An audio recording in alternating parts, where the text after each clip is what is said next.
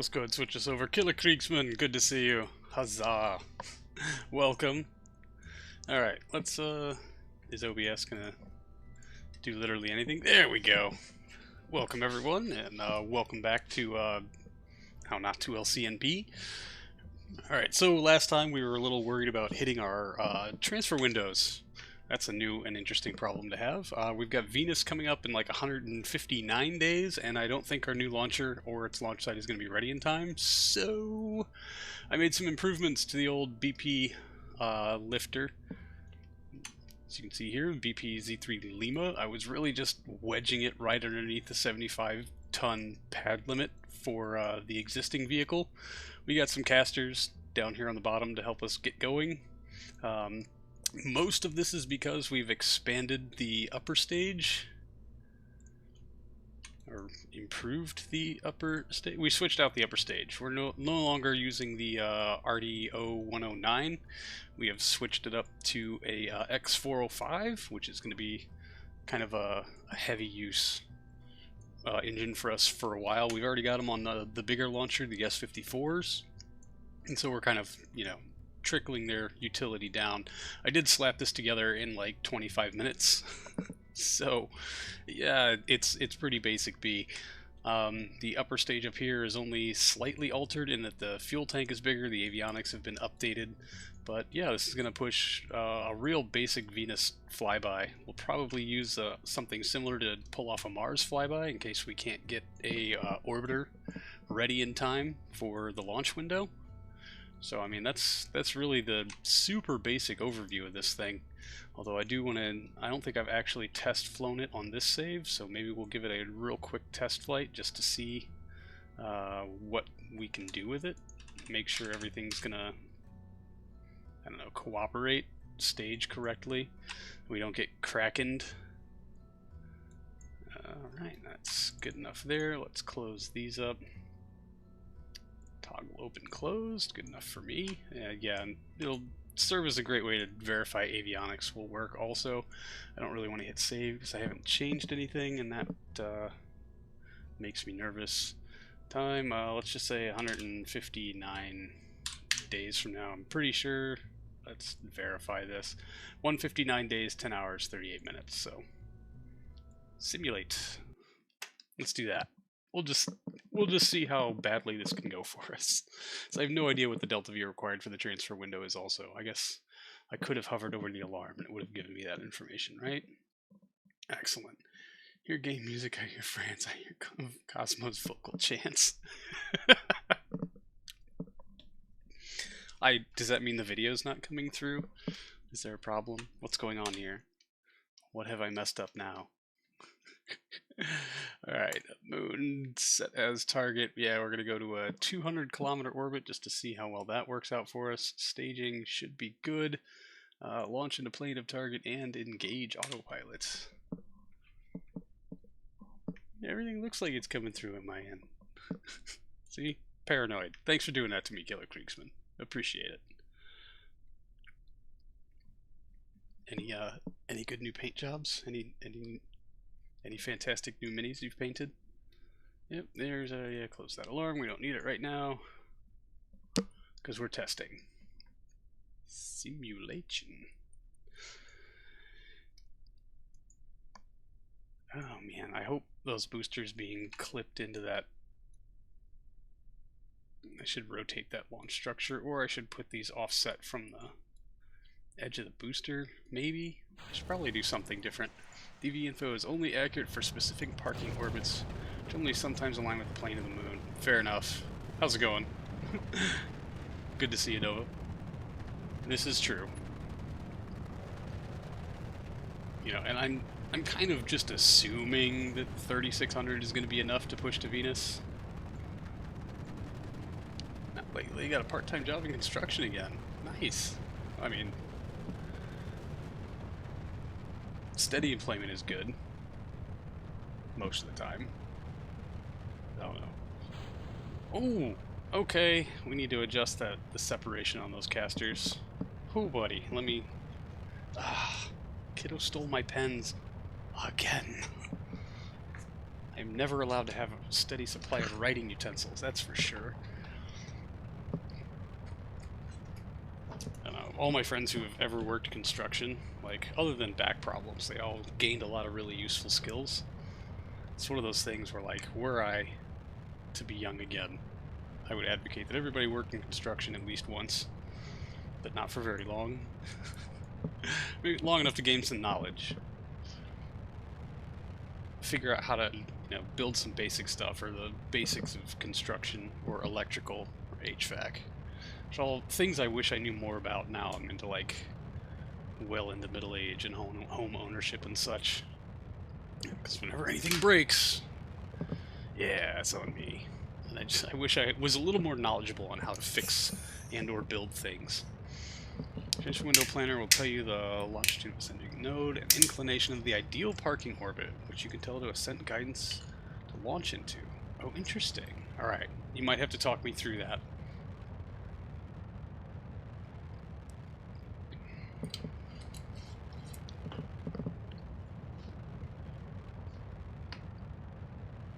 And right now, I just want to check and make sure staging is going to go well, that we can actually put our tonnage into a 200-kilometer orbit. Of course, I guess our parking orbit and orbital inclination is going to change.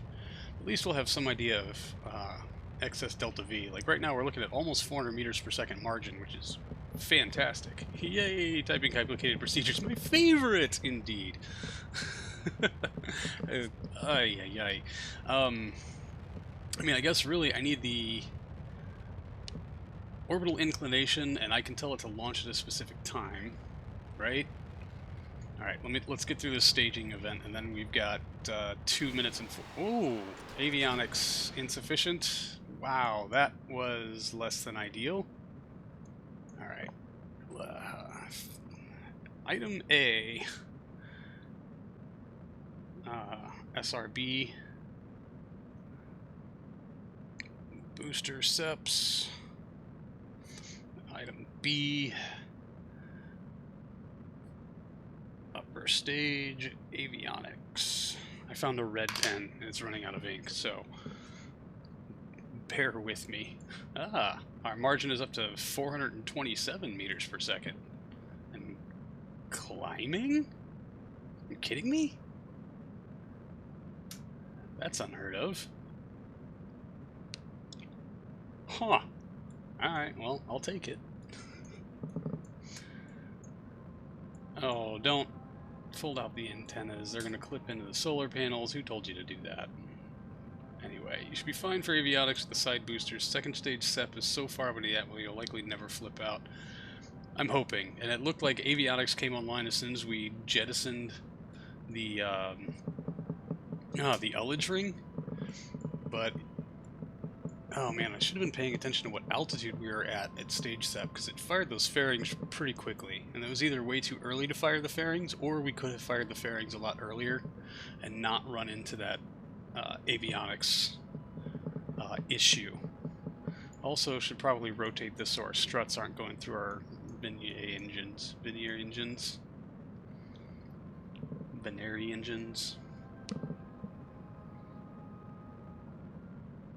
etc., etc.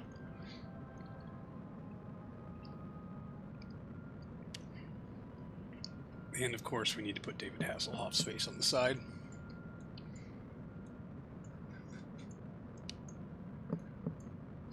Yeah, looks like we're gonna walk into this with a whole lot of margin left on this stage, which is great. I did not build this probe out a lot, which means we can add some more science equipment. We can expand this upper stage if needed. By the way, have you upgraded your fairings in the R&D building? Check the minimum weight at the part action window in the VAB after the sim. Will do. I think they upgrade automatically, but I'm not 100%. We should definitely have to check that. I think I do remember their mass going down, because I think it should apply the update automatically. Whoop, there's engine flameout, 200 by 198 with 431 meters per second left in the tanks. I'll take that. Now let's take a quick gander at what this standard launch procedure would be. Set as target, close ascent guidance, advanced transfer to another planet. Limited time, so it runs the calcs. Ding. Chop. Ding. What's the lowest delta V? Departure is any time now for 3.55. Okay. We can do that. In 14 minutes. Okay. RCS to arm. Engine throttle to 0. Stage. Pull us away. We can't because we don't have comms. We'll just hit execute next node. Are we pulling away? Or are we stuck? Good. Okay. Yeah, alright. Looks like we finally... Did we break free? Or are we just dumping RCS propellant out of the back for no good reason whatsoever? Oh, this is going to be really fun when we go into time warp and that stage clips through all of this. Oh no, is our engine bell stuck?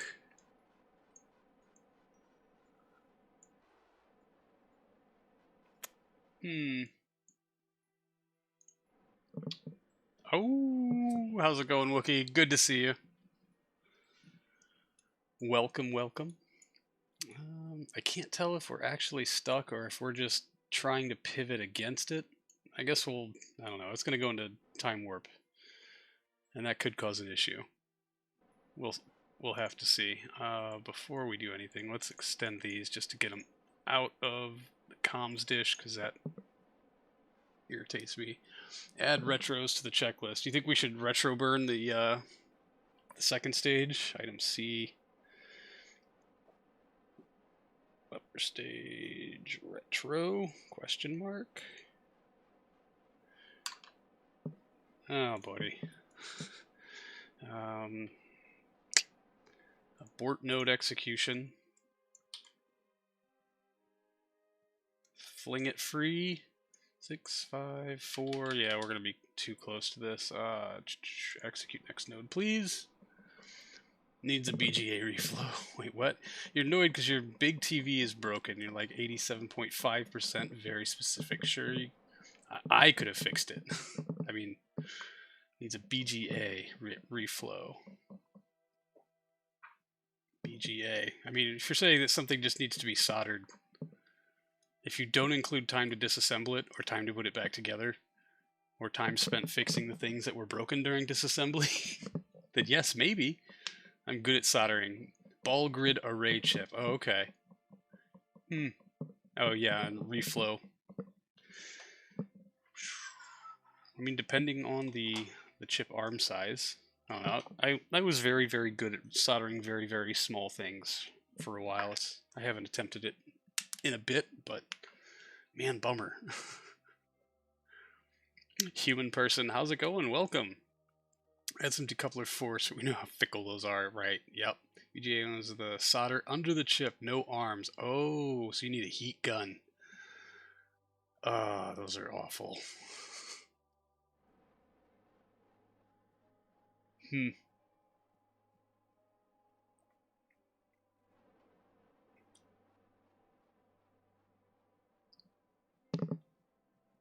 Going great. Glad to hear that. I'll say, yeah, basically to reflow a chip with the solder points under it, with the chip already set, you've got to heat gun, make like a nozzle so that the output is just the size of the chip plus like a millimeter or two, and hold a heat gun to it until you see stuff near it going liquid, and then whatever you do, do not sneeze. Also too heavy for you to take off the wall. Oh man. Wow, bummer.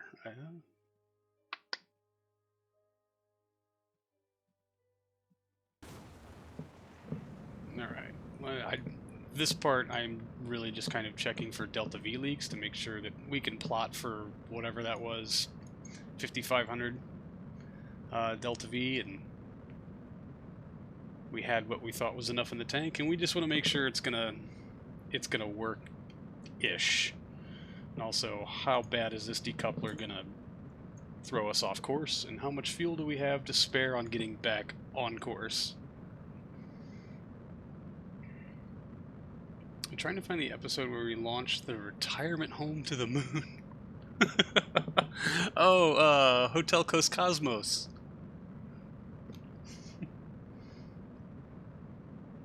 And yeah, I'll say that's later in the series. I'd say that's got to be early 600s, maybe 500s or so. And bloop. Yeah. Abort node execution before you get too far. Kill rotation. Let's see what that bought us. Oh, wow. We actually have an encounter. Not a great one, but it's an encounter. Loan funding day is supposed to be tomorrow. Woo! So at least you'll have some latitude to do something. That means throwing money at the problem. Hey, you know, sometimes the best fix for something is throwing money at it. I'm not sure. Oh, yeah, of course, RCS is not responding because we don't have comms. Maybe after LU2 but before SKS Heavy. It's probably in 2018 or 2019. Yeah, for Hotel Coast Cosmos. Yeah, it would have been definitely after Lunar Orbiter 2, or Lunar Uber 2.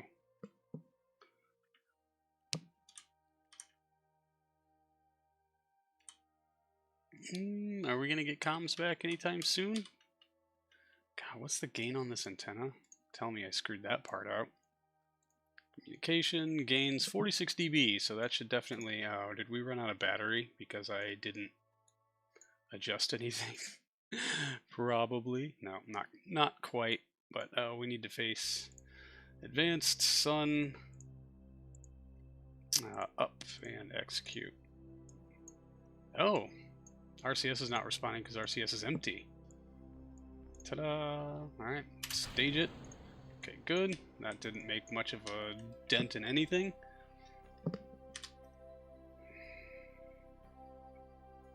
Again, when do we... I guess this is a pretty wide angle. Oh, insufficient avionics. That's excellent. Oh, and avionics are on. Controllable 0.18 ton. What are we at then? 0.17. You kidding me? Oh, wait. Looks like avionics is working again. Fine. Be that way. The mixed messages I'm getting here is just astonishing. Let's let it settle in. Get charging on the panels.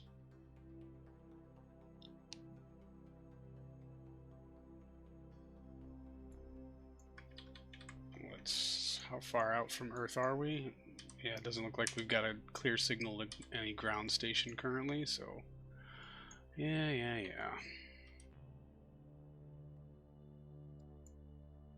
Okay, good. And we are... Oh, good. We have comms now. Let's see if we can adjust this.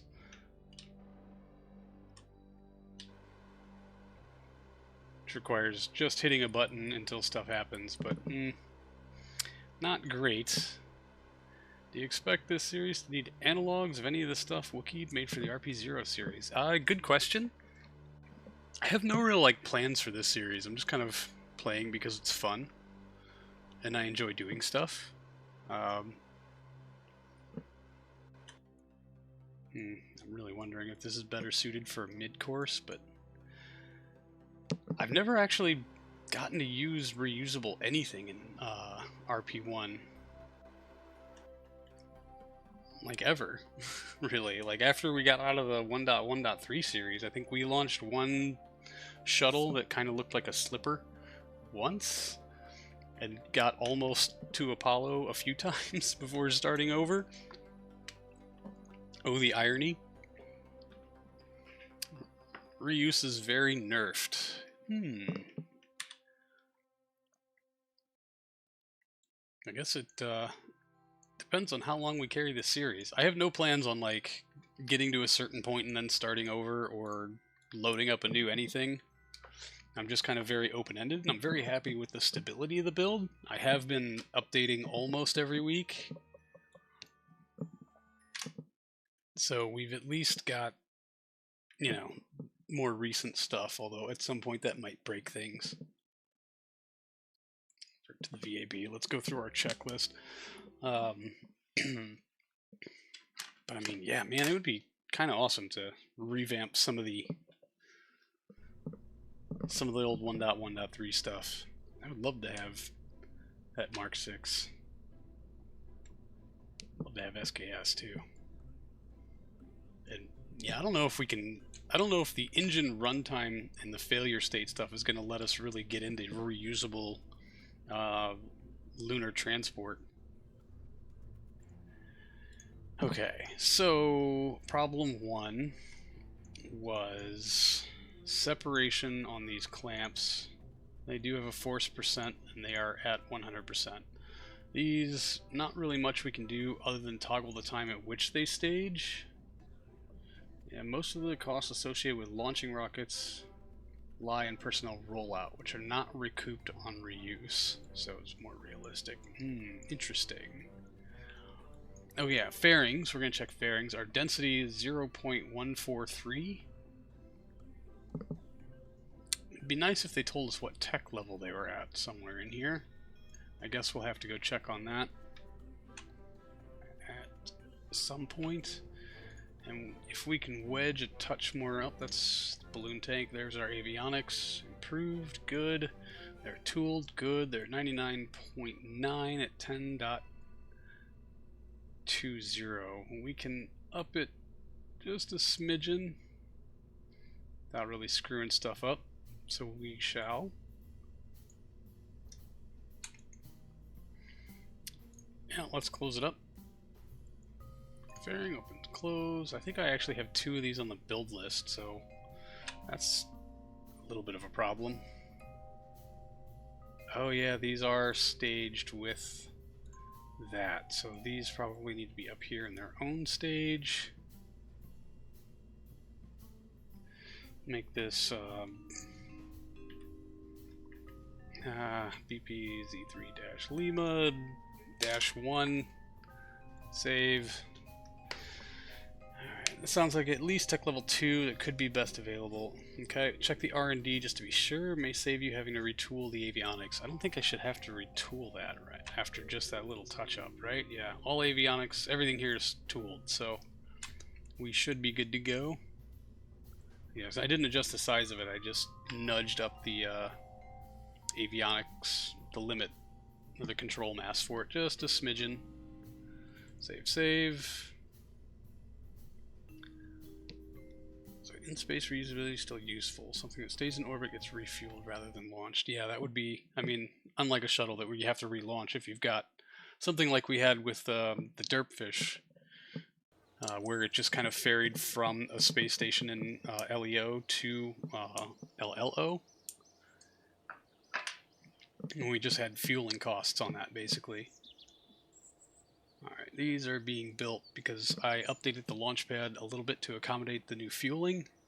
We're going to edit them into the new variant,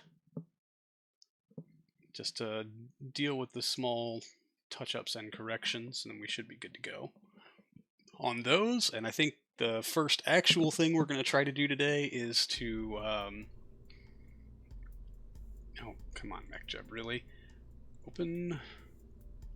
Yeah, our lunar mapper contract that we still have yet to complete. We need to knock that out real quick. Real quick, he says. BPZ3 Zenith, BPZ3 Lima, Lima 1. Load. Ta-da! Alright, and save edits, please. Like Nuke Tug, yeah, something like that. Never gotten that far with PLC. You know, same. All right, let's check our R&D for our fairing development, which is probably what? Structural? Yeah, magnesium fairings and stringers. Owned. We're currently researching this. That does not give us another upgrade on that, but MLI wrapping, yay! And an external duct and engineer upgrade. Definitely useful. I think after that's done getting researched, then we move into... Oh, I don't remember what was next, but we got a lot of things on deck. I think after that is our Gemini capsules, so we can start building that stuff out finally. So the thing with costing mean that since a reusable system is necessarily larger than an expendable system, doing the same job would make the personnel rollout cost even worse. Logic tracks, yeah. Let's scrap you before you do anything, and then duplicate that. Oh, not rename. Duplicate. There we go. Sweet. Like AJ1018K engine Earth Moon Cycler. I think they actually have failure configs on the 118Ks now, and limited runtime, unfortunately. Which means, yeah, we're probably looking at nuclear tugs, and we're going to have to swap the engine out every so often. Oh, the F2T pad is ready to go? Oh, that's interesting. Yeah, boo. Agreed. Oh, man, so we can start building our orbiters. So we need to assign some engineers to it, I assume. Which means we need to hire a bunch of engineers, and... Oh, hey, that's why we're making money. Womp womp. Let's start this rollout for our lunar mapper.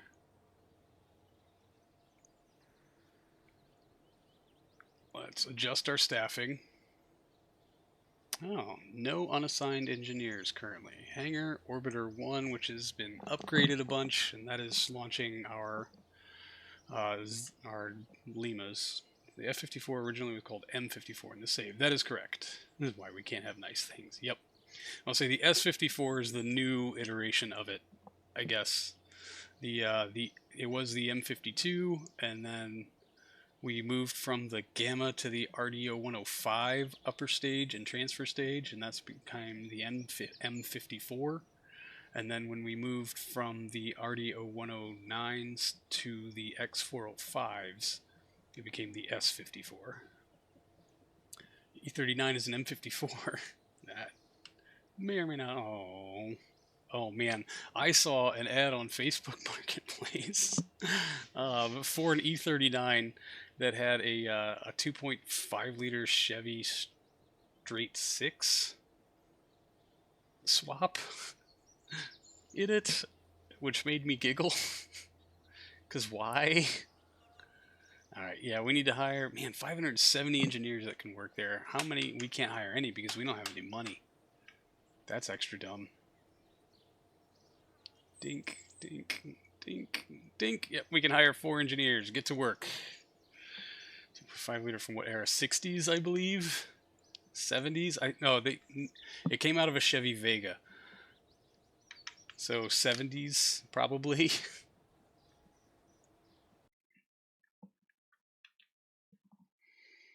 Oh yeah. The problem with the F2T is tooling. We don't have tooling for it yet.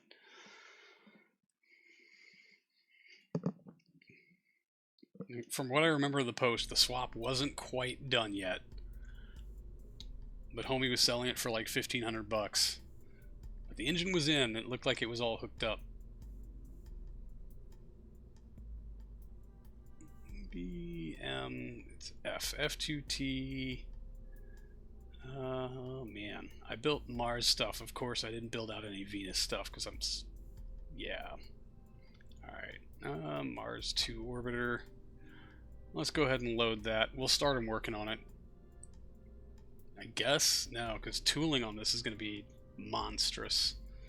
How much tooling costs do we have left? 75,000. It's worth. So, man, hiring those 4 engineers was kind of a mistake. Oops. We'll come back to that.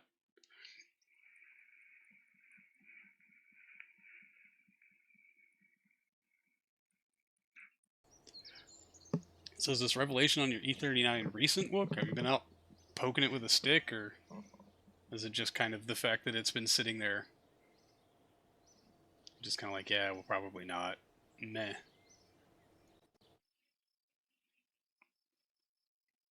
Ding. All right. Let's do a launch, shall we? While we're waiting for money to avail itself to us, thanks to the government. I feel like there was something I needed to upgrade, and I don't remember what it was. Tracking stations at level 4. We needed up the astronaut complex. It's at level 3. Yeah, we need to do that. Cost per day is 1224. We're not making that much. Not yet.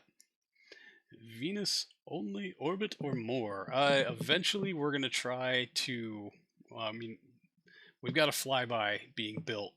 I would like to do Venus orbit with the upgraded launcher, and if I have to, I will reconfigure this build here to do Venus orbit, because our window's in about 154 days. Oh, wait a minute.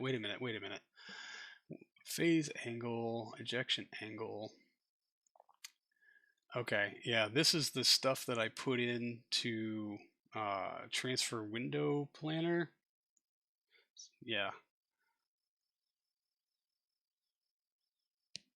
Calendar, settings, KSP style, blah, blah, blah, blah. Don't need that. Anyway.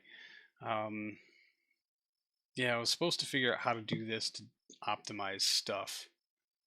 For it to tell me things. For it to tell me the optimal parking angle or parking orbit inclination and altitude to depart from. That's the one where the radiator exploded when I wasn't watching it. The engine was off by the time. Stop leaking it. Entirely possible the block is full of crud. Okay. I don't know if it shut off because the heat destroyed it or if it shut off because the ECU had a protection mechanism to shut it off before damage happened. Doubtful. Any chance you pick up the general volume of the stream a bit? Again, you're having a hard time hearing you over the game on the other monitor. Okay, yeah, I can gain my mic up a bit. Oh, yep. Yeah, maybe kick that just a little bit, or is the microphone way far away from my face? Yeah. Hold on. Let me mute this and adjust it. Alright. Is that a little better? Or am I projecting more? Thanks for the heads up, Simav. I appreciate it. Okay. No. Let's go ahead and get this thing on the way to the moon so we can scratch at least one program down off the list. Pick up something else that'll give us a little more money, perhaps. Perhaps a MEBA. Maybe. Perhaps and maybe.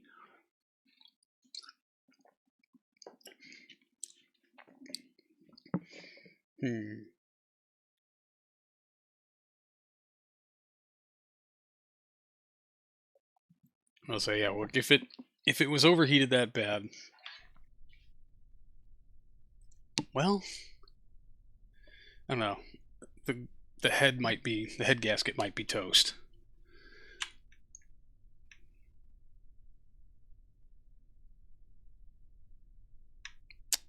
And yeah, I'm pretty sure that's a... Man, is it a cast iron block or is it an aluminum block on that? I won't say, wasn't that an all aluminum engine? I don't remember. I'm having kind of a brain fart around it. Anyway, if it was all aluminum, you might not have to redeck the heads, but like, if you're going to have the head off anyway, hey, why not? And at that point, it's probably cheaper and easier just to go find a used motor from a yard and throw it in. I haven't had it compression tested since the overheat, yeah. Alright, so we're going to launch into a 250 at normal relative inclination. We're going to try to get this thing on the way to the moon. So launch into plane of target and engage autopilot. Oh, did we adjust this so that it's not banging into the solar panel? If this thing smacks the solar panel and breaks it again, I'm going to be mad, and we're going to roll it back and fix it, because I completely forgot about that. I think the M52 and the M54 were aluminum blocks. I mean, it sounds right. But I'm like, man, was it the M50 that was still the cast iron block? So the overheat was like 2016, so it's just been sitting since then. Yeah, fair. So the engine probably needs to be pulled and rebuilt anyway, just from sitting for so long.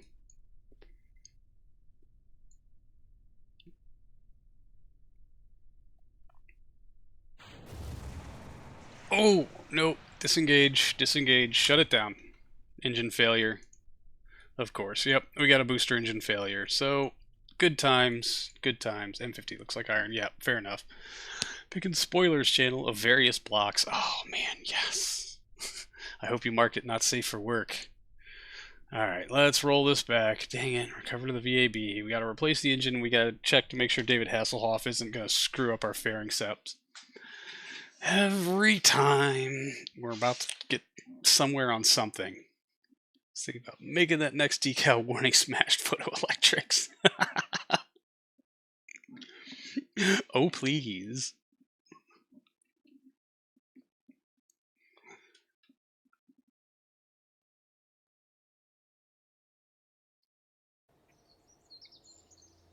But what I'd say, what's stopping you from just like, I don't know, do you have an affinity for it? Oh, hey, I actually watched this video not too long ago, Wookie. Not, I mean, by not too long ago, I mean at least, I don't know, a month ago, because I completely forgot about all of it. But yeah.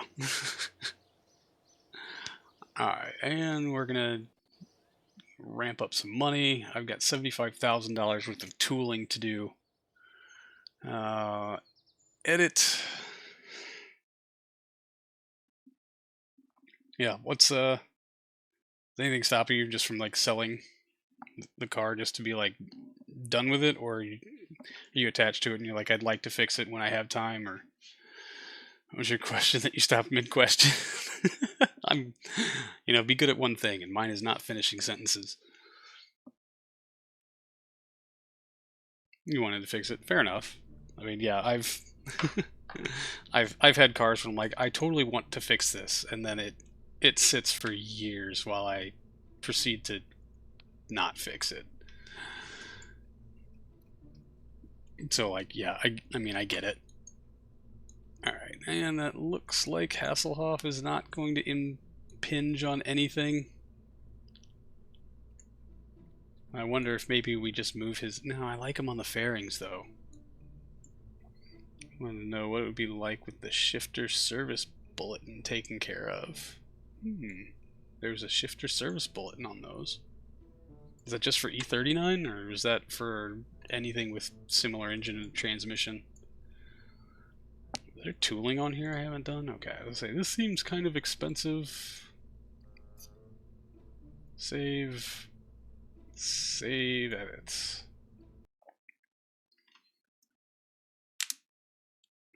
Also, if I'm selling the S60, I need a daily that wasn't a brick. Something with like a little aerodynamics. Just a small aerodynamics. I need ZF5 from around the 90s to 2000s. I thought you might like that, human person. Nova put those together for us. ZF5. I think E36, 46, 39 were affected. Oh, okay. I'll say I never actually checked any of the warranty anything on on my old E46. I probably should have, but didn't want to jinx it. You know what I mean? All right, let's try this again. Let's see if not fixing the engine actually fixed the engine.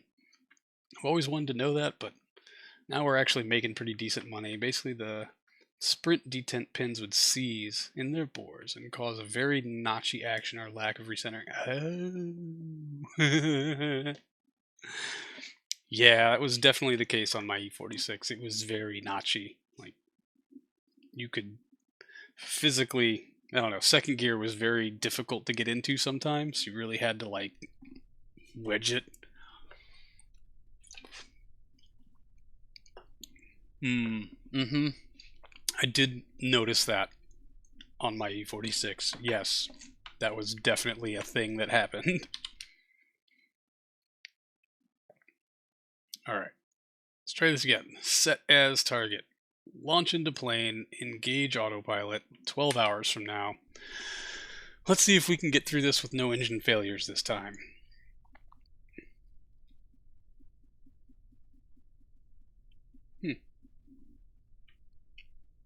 Yeah, I probably would have. I don't know. I kick myself a little bit every day because I got rid of that car.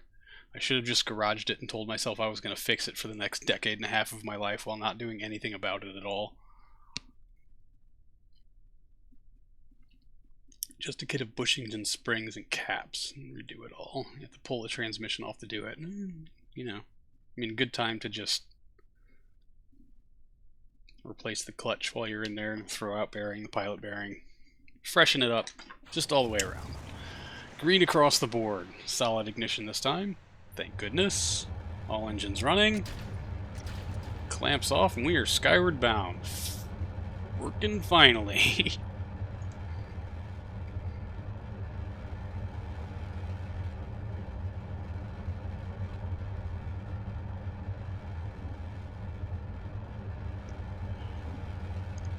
All right.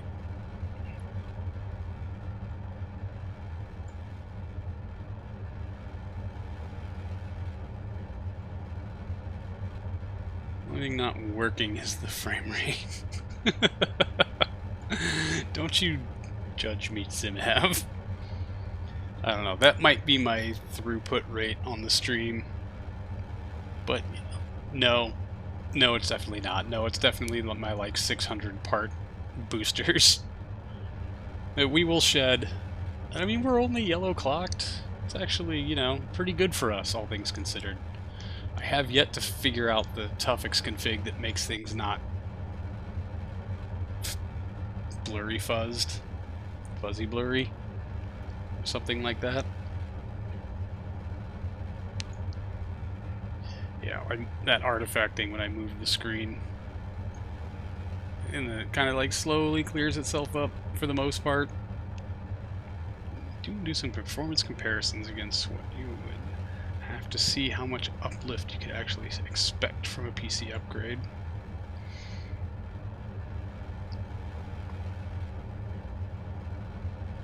Yeah, so I think the biggest thing I ever noticed, I mean, for modded KSP anyway, was clock speed. Like, it has never really taxed my graphics card. It's an old-ass 1060. But more RAM, higher clock speed definitely works best for KSP1. KSP2 is definitely going to be a little different, but temporal AA. It's a scatterer config, so I don't need to save and redo a bunch of other stuff. Can I adjust scatterer from here? No, not from here. I have to do it from Space Center, right?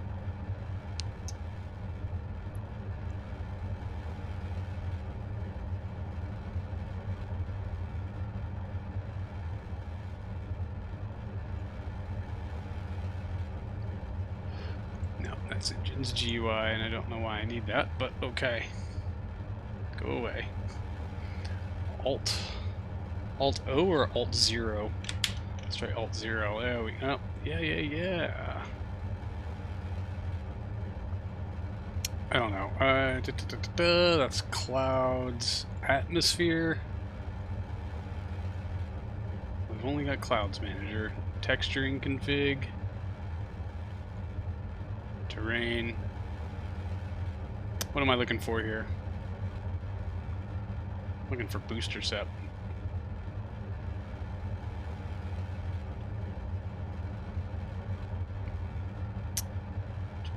Reduce the ocean mesh resolution. It does wonders on older cards. Hey, this flight on my machine. Huh. Oh yeah, that would be, I mean, yeah, Wookiee, your machine outclasses mine. No, wait, that's the other visual mod. I was like, yeah, this is Eve, so we're looking for Scatterer, right? Right, you keep the in-flight craft on die and not in RAM. You understand is your thrashing processing cycles on the same dataset over and over again. Having a big CPU cache helps. Not need the latency of fetching from RAM. Ah, yeah. That does in fact make lots of sense. Bigger cache, bigger profits.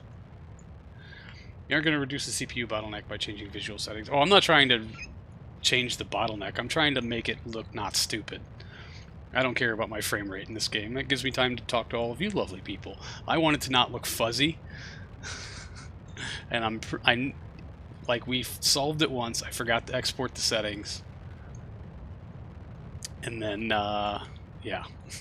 So, like, you know, getting better frame rate, not my goal right now. Just cleaning it up a little bit. I would give up another 4 or 5 frames per second if I could not have some of that, weird graphical issues that I have with this sometimes. The performance of this game just is what it is. Like, meh. I've got things, I don't know, I guess, like, the speed at which the game runs is still so much better than a lot of things in my 1.1.3 save. I have a pretty high tolerance for as crappy as it runs, as long as I can rely on ascent guidance. And you know, it doesn't seem to suffer as much from the part count penalties that I'm used to, so like generally I'm pretty happy with how the game runs. Adjusting a few things about how it looks, however, is what I would like to change up. Alright, fairing sep. Oh no. Did you break my solar panel? Broken. You fucking piece of shit. Alright. Revert. To launch. We're going to roll it back. We're going to fix those fairings. I'm real sorry, but Hasselhoff is probably going to have to come off the fairings. He'll go on the body of the rocket. We'll adjust our SEP strength on that. I'm not going to tolerate another broken solar panel because manually spin it. I don't think that's going to keep it from smashing into the solar panel. It might. I don't know. I'd rather have a solution that requires none manual intervention. Sure, well, yeah, it'll fix everything. It'll be fine. We're going to just spend the 8 days. We're covered to the VAB.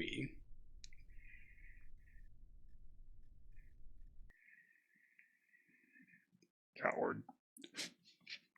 Fair assessment.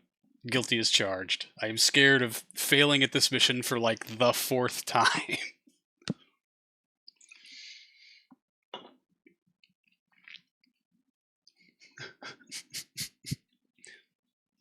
Were we not so mired with dysfunction already?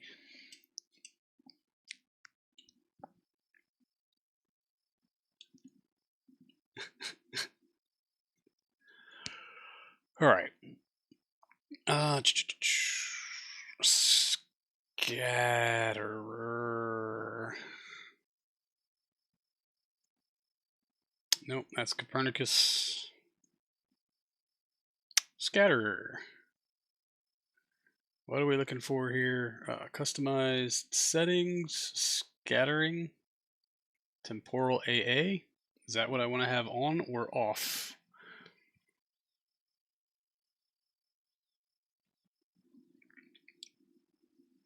And do I want to change any of these things? It should be off. Well, it was off and it still sucked.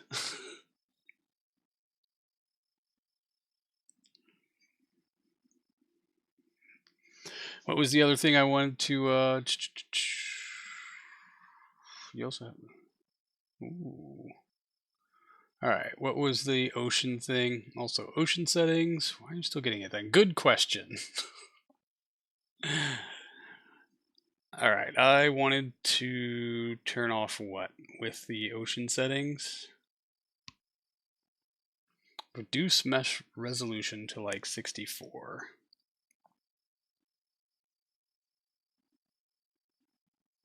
Mesh resolution is currently 4.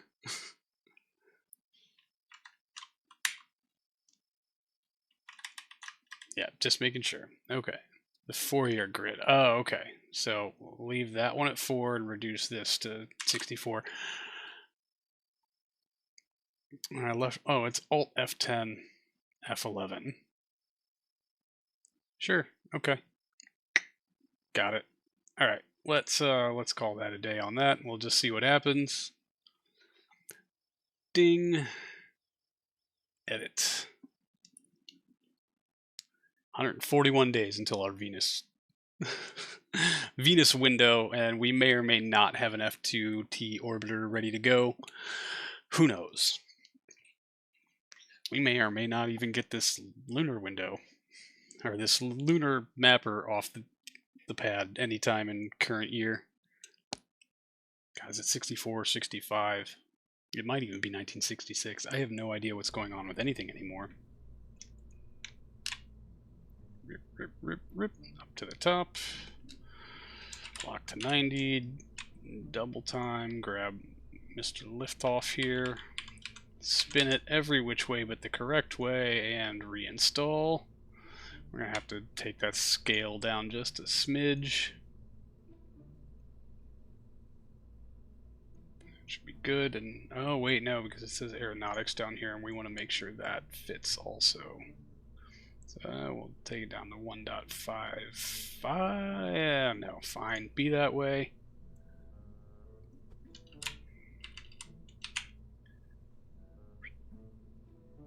Perfect. Much better. Okay. I think it requires a restart for the grid setting to have an effect, but you should see a big difference on any launch. Alright, Mr. Mark, how's it going? Huzzah! Okay, and yep. Ejection power is up there, torque's pretty good, so it wasn't going to happen much for that anyway. We'll hit save, and save edits. We'll get this back out into the pad in another 4 days.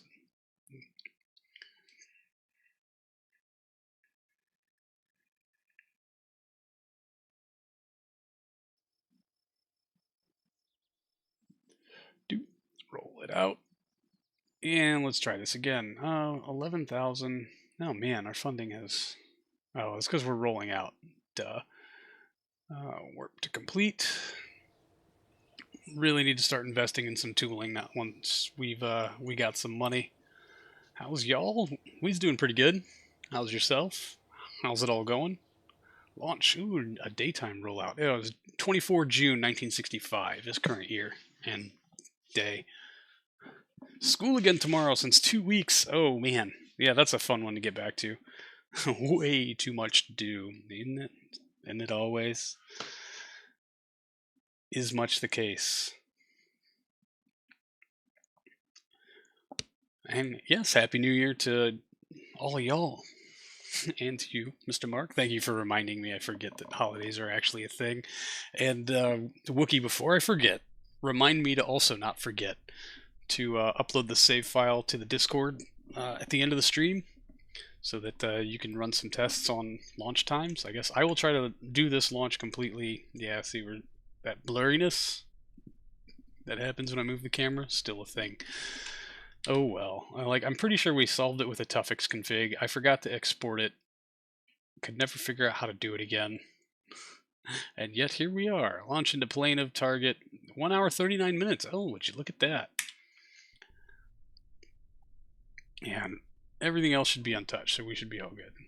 You're going to put the save and the game data, or just the save? I was planning on putting just the save. The game data should be pretty easy to replicate. I just did the express install from CCAN, and if you update everything to the most recent versions, like I've added nothing outside of the express install. Don't run Tuffix, I bet that's it then. Dang it, but it looks so good sometimes. It's real pretty. Nope, that's transfer window planner, you absolute moron. Is there an off setting? Because I think we're profile default currently. Yep. I don't know if that's recommended only in LEO. Oh well, let me pack this up and put it away. Is Tuffix part of the Express install? Yes. You have a great stream. Right on, Mr. Mark. Thank you. Always good to see you pop in. Hope to see you again next week.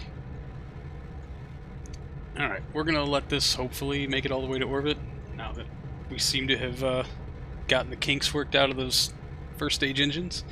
I need to go refill my water and visit the little cosmonaut's room. I know, it's only been 45 minutes, but here we are.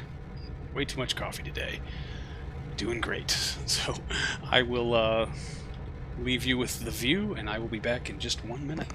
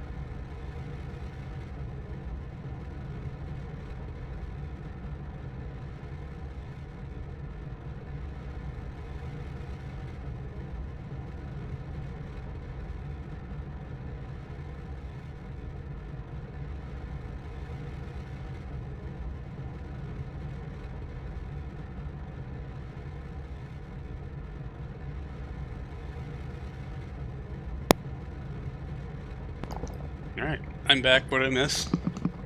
The rocket's still in one piece. That's fantastic. And we're coming up here on booster SEP. Even better.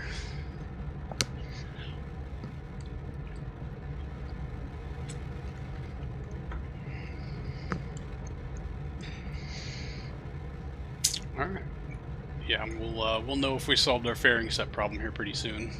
Also, I'm far too scared to fizz warp any of this, and I think if Wookiee's going to use it for a benchmark, then, well, I don't know, I guess, never mind. I'm just not going to fast forward to any of it. We've got our mission clock right here. That should be the means to benchmark. No. Man, I'm dumb. I think Wookiees, you're going to have to take like the actual time expended and compare it to the mission clock.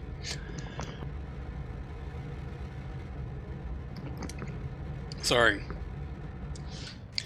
Swallowed some water wrong. Which anyway, yeah, means no fizz warping till orbit. Boosters clearing away, fuzzy as they might have been.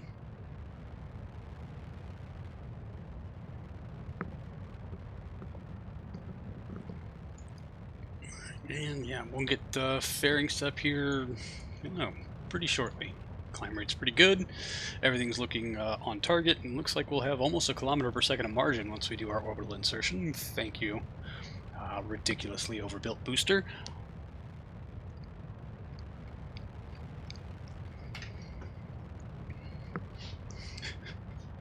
I'll say this thing will serve us quite well until it's time to do crude lunar stuff, and then it might get us to flyby, and that'll be about it, give or take.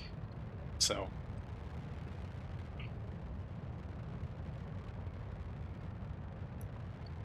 Alright, yeah, 2 minutes 20 seconds to MECO and upper stage ignition. We should be looking at fairing SEP here pretty quickly. And oh, Lord help us if it smashes that solar panel. I'm going to be forking furious. I don't know, like the first two of these that we got to the moon with the wrong camera installed, we didn't have that problem. So I'm really hoping it's just a clipping thing with our Hasselhoff decal that was causing the issue. Just, nothing a little more strategic placement of the Hoff. Yep, fairings, boom, clearing away. Solar panel, not broken. Hallelujah. We're in business.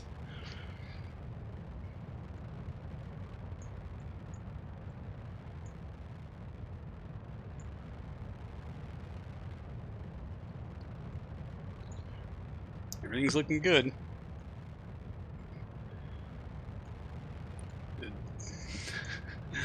Wrong camera. I'm trying to put a Nikon lens on a Canon body.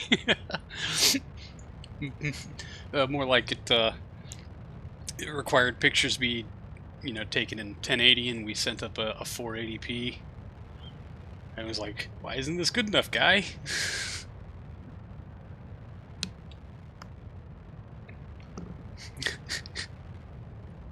Like, it took pictures just fine. It just wasn't the pictures they were looking for. Like, no, man, these are garbage pictures. we can't do anything with this. This is garbage.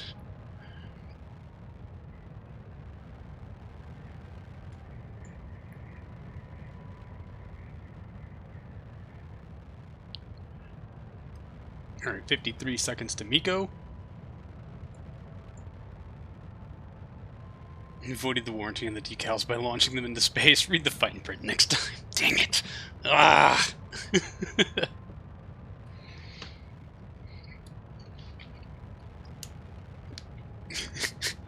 We used non-vacuum approved vinyl. And yeah, it was just not having it, so,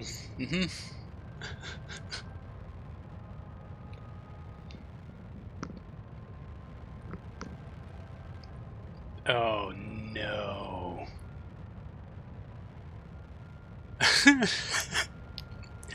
Y'all want to hear a fun thought?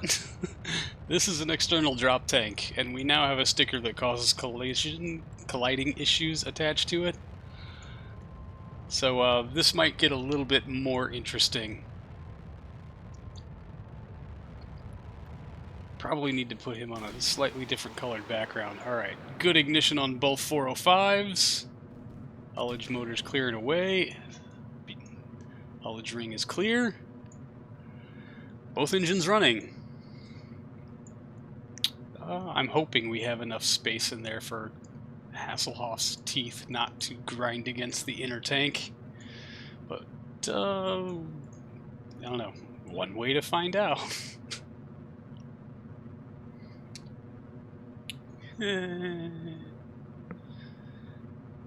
It's a good thing we got so much good quality runtime data on the last time we lit these 405s. One of them failed to ignite, and the other one basically ran for almost double its burn time. So we collected a good heap of data, hoping that will up our reliability specifications on this stuff, and we'll be in a pretty good spot to get a solid burn out of them this time. Maybe even get us all the way into orbit. That'd be nice.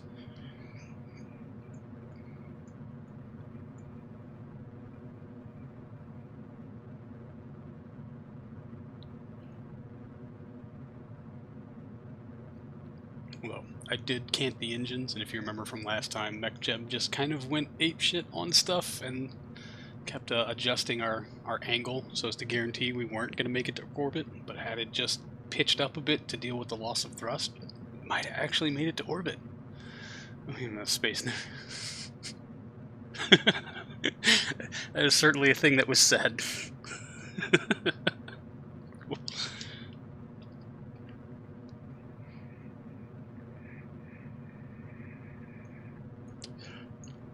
It's not his teeth that are the problem, it's that chiseled jaw. His eyes like laser beams. They're just going to cut through the inside of the tank.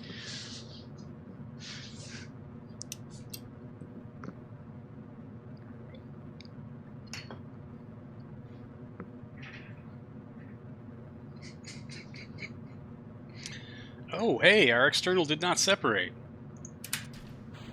Yep, okay. Only minor problems from Hasselhoff, but hey, we chewed up a little margin on that. I'll have to make a note of that for later.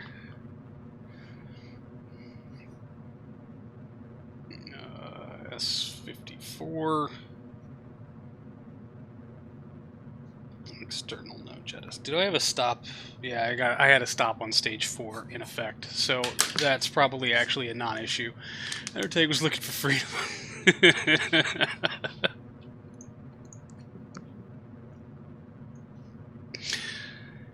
Well played. Alright, 20 seconds to orbital insertion. Yeah, 762 meters per second left in these tanks. Not bad, not bad. Certainly some room to grow and be optimized.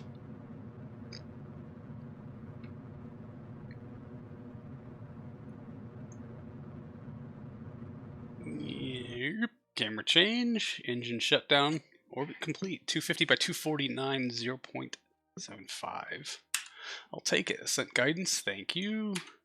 Make sure our throttle is 0. RCS is armed. We have comms currently. Let's go ahead and deploy the TLI stage.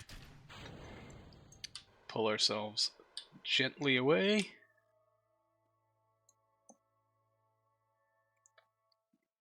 Home and transfer to target.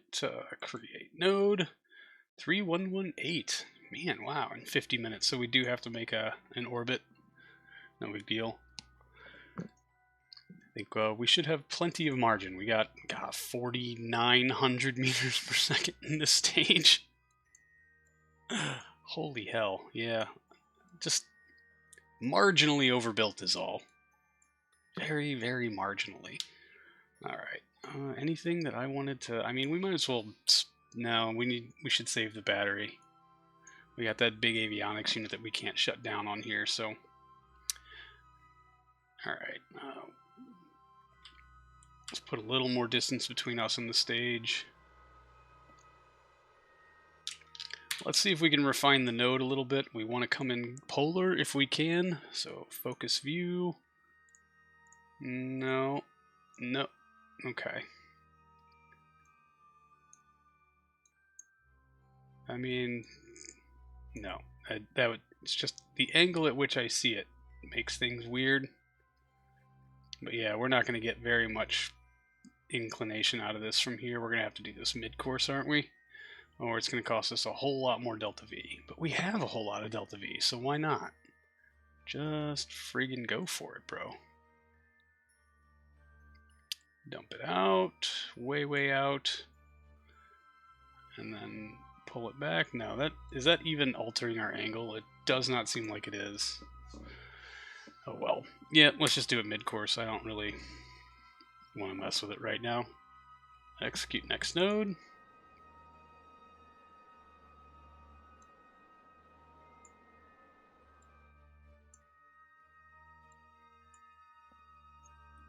Glance that panel past the sun very briefly in passing, supposedly. Yeah.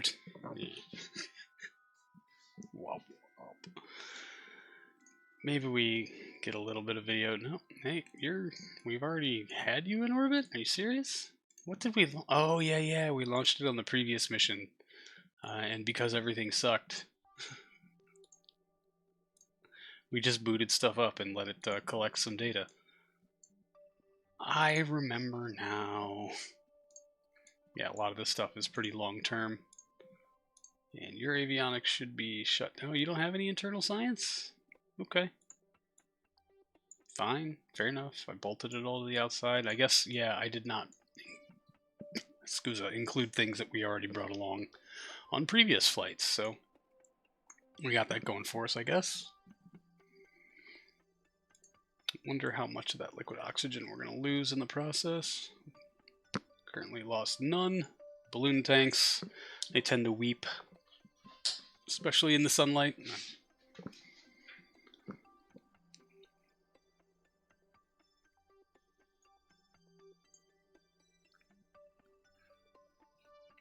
And how much fun is this stage going to be when we can upgrade it to an it's the S5400? I think is our next planned upper stage, transfer stage for this vehicle.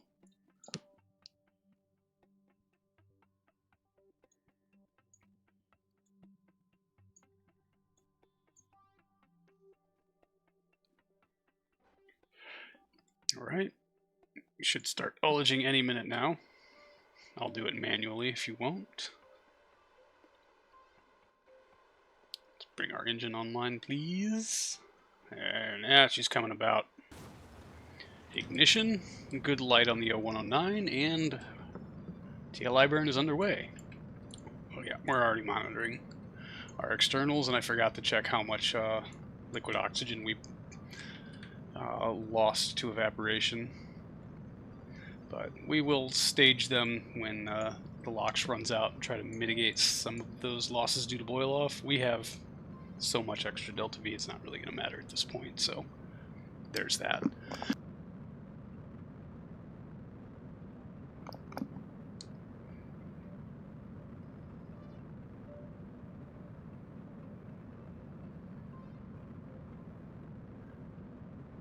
And nothing like putting more debris into orbit that I have to go back and delete later. No, is always a good time. Yeah.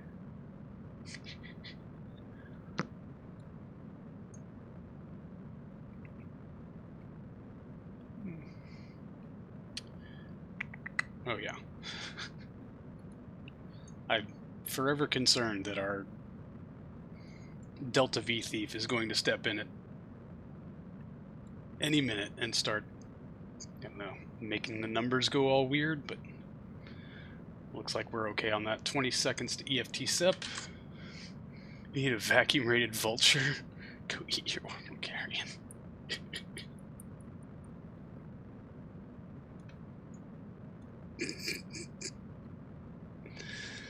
And we're going to SEP him a little early as soon as that LOX hits 0. And away. Patunk. I can never get those to SEP cleanly. It's probably something I should work on, so they don't go banging into our avionics unit on their way out the door. Alright, 600 meters per second left to push.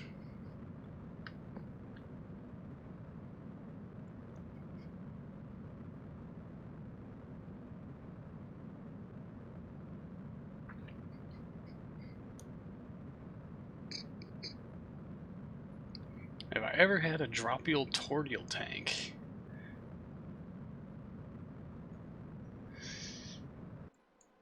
Oh, abort node execution, kill rotation. I mean, we've got like the cylindrical one on the 405 stage. The decoupler mechanics will allow for such a thing. I don't know. Really, we've only done the hollow cylinders and kind of the sausages and the spheres. I mean, like donut shaped, yeah. I mean, not specifically, although I don't see why the physics of it would be any different than a cylinder, like the hollow cylinder part.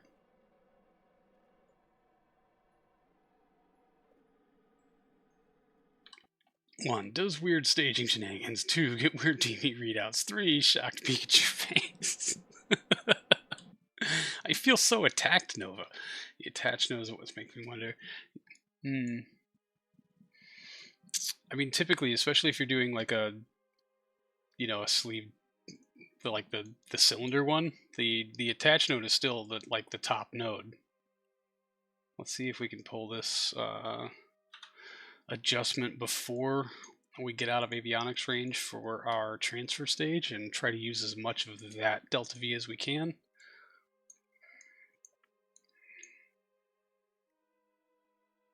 I know it's going to be massively inefficient, but we don't particularly care. We got the product to burn, so why the heck not, eh? Give it.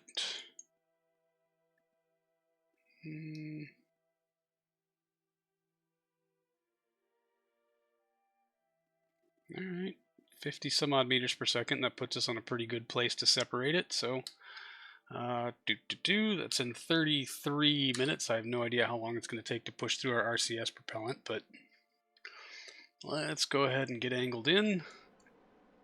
How much RCS propellant do we have? Not nearly enough, or not nearly as much as I would like, so we'll do through this as much as we can. And maybe that staging will give us an extra little nudge, and then we'll replot the node to some place that doesn't suck to clean it up.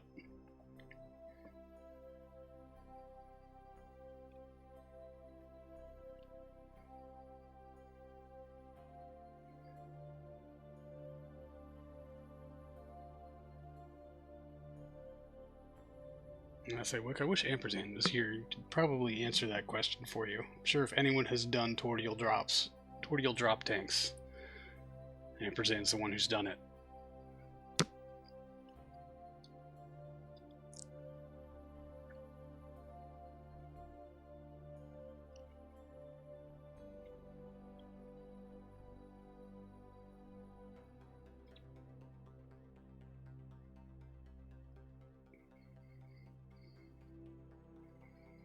How are we doing for electric charge? Oh, pretty good. Are you done angling in yet? I would expect you to have dropped into time warp by now. Oh wait, I just told you to point at the node. I didn't tell you to do anything about it. That's on me. Womp womp. We'll get about 3 minutes prior to the node, and we'll let the RCS propellant do as much work as it's gonna, as much work as it can. Oh, he says that while going well past the time point he said he was going to do stuff with. Oh, we might have more than 3 minutes of prop. That's interesting. Let's fizz warp through as much of it as we can.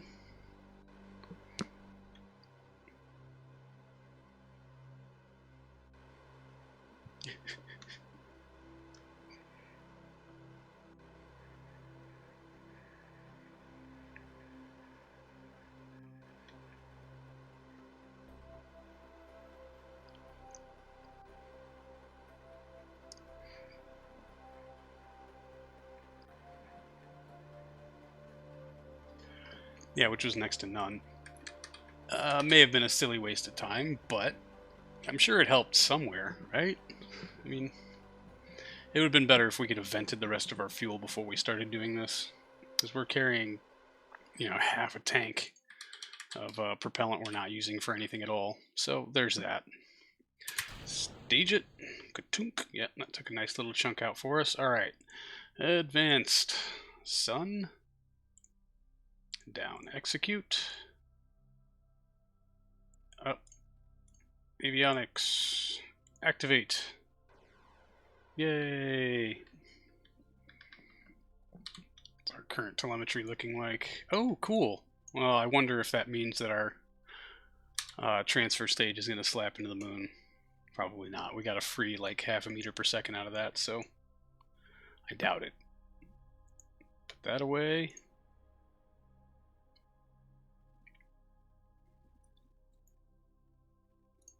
Let's boot up some science.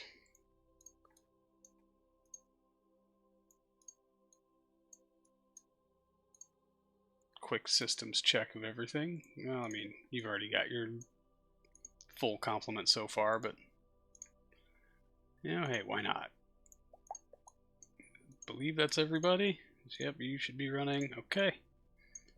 We are in full sciencing mode.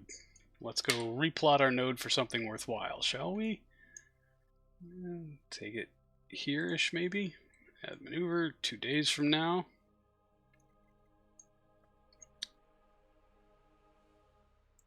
Yeah, now we can do the work that 50 meters per second, and probably what's going to come out to be less than 20.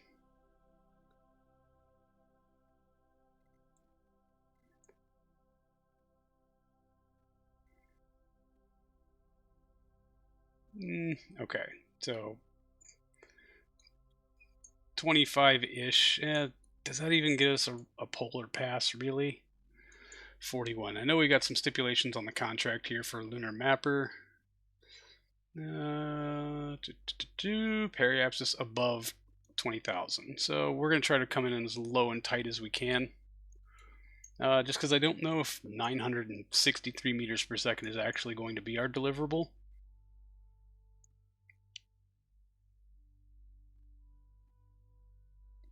Or if we're going to get cheated out of some of that. So let's try to get that in right near and close. 27. That's pretty good. Okay. So in 2 days, that's what we will be doing. Let's switch this to kill rotation so we're not wasting propellant. Doing the node earlier might be more efficient. Well, now you tell me. I think we can afford 24, right? Damn it. I mean, really, since it's mostly planar, I thought doing it slower would be the best. But I don't know. I guess you're right. Maybe at right around 90 degrees might be better. I wish there was a way to save a maneuver node and then recall it if the thing you try to do with it later doesn't work. The mid-course is named for a reason. Fair. Yeah.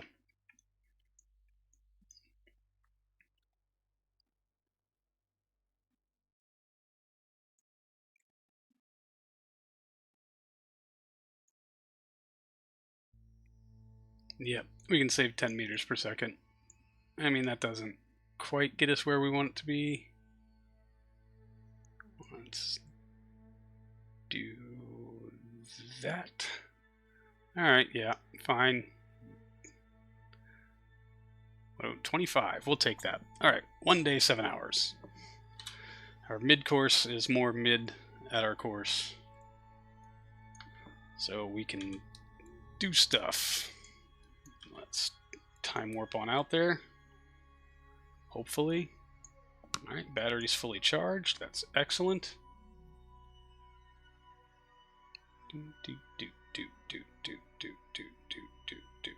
10, 7, 5, 4, 3, 2, 1 hour. Alright, and execute next node, please.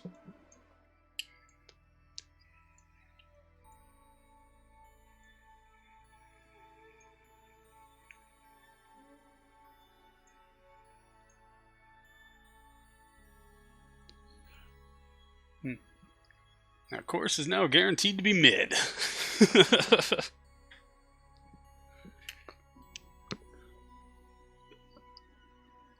have to consider the time a maneuver has to act, if you will. The change of 1 meter per second over 2 days is a difference of 1 times 3600 times 48 meters. Holy sh... Huh. Yeah. because triangles. Earlier is usually better. Their angle gets to be longer.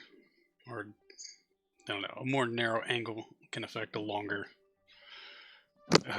opposite side length if the hypotenuse is longer. Because triangles.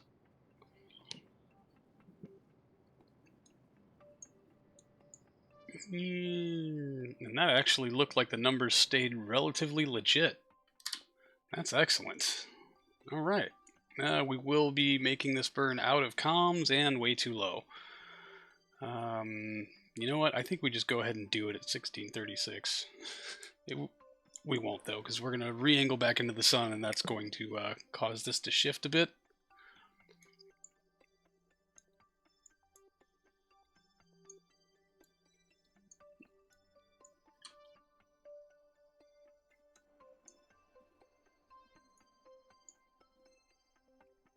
Alright, so far so good. We even have the correct camera installed this time.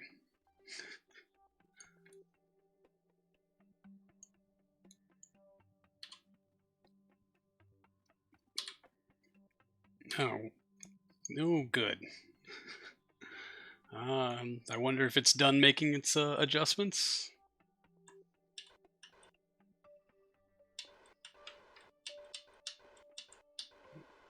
Just gonna bring that up a little bit. There we go. Alright, let's plot our orbital capture maneuver. What does our apogee below 500,000? So let's make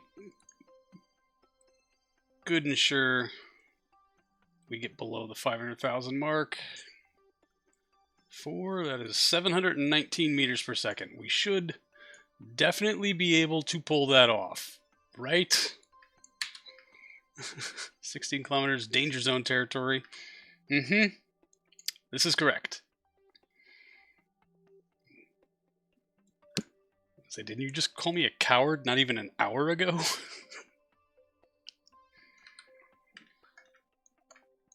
Nodes in 3 days. Let's get a move on.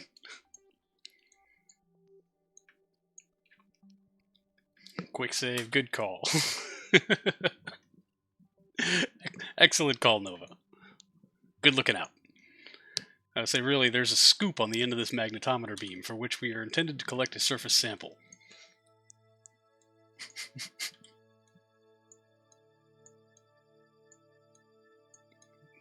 Well, I guess if I can't find the moon, we'll just look at Earth. Right? Oh, come on, dude. Really?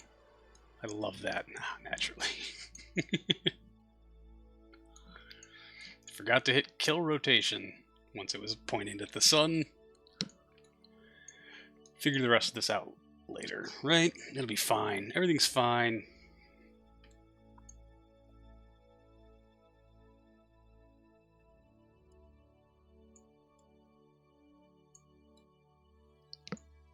Alright. Are you done? You angled appropriately? Everything's good here? Oh, no. Kill rotation. Don't. Nope. I love me some aluminum silicate flavored ice cream. The crunchier the better. 7, 6, 5, 4, 3, 2, 1. Oh, geez, really? We have lost control. Not of this thing. Our batteries are just fine, but thank you for popping us out of time warp to let us know. 19 hours. Do not fly past this node, bro. There's the moon. Alright. No, we're not in the SOI yet? Yeah, we are. What is our...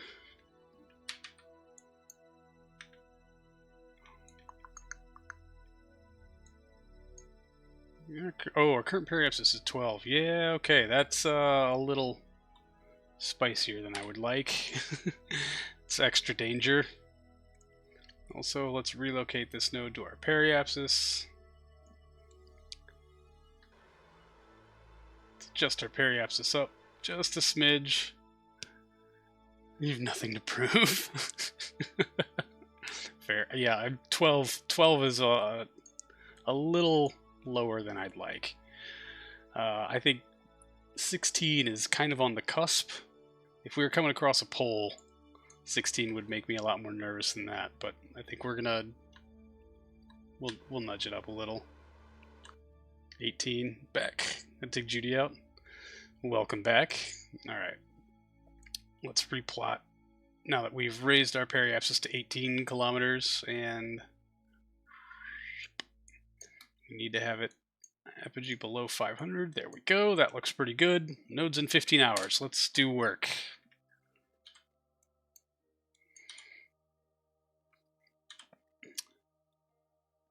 Hopefully.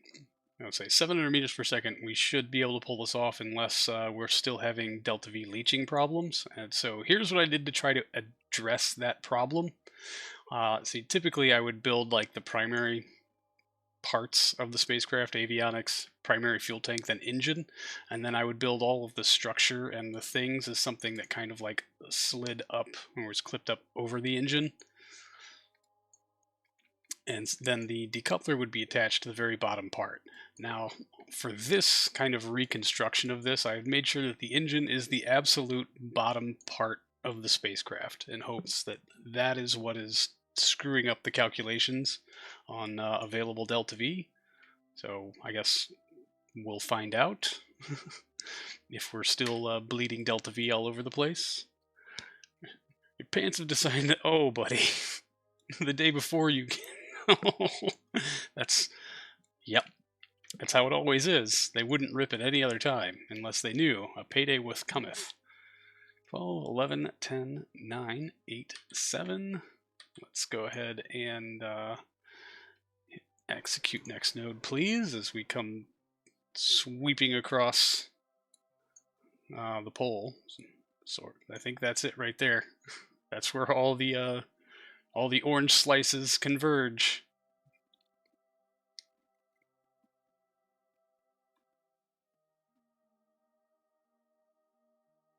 Didn't I put biome in here? That was dumb.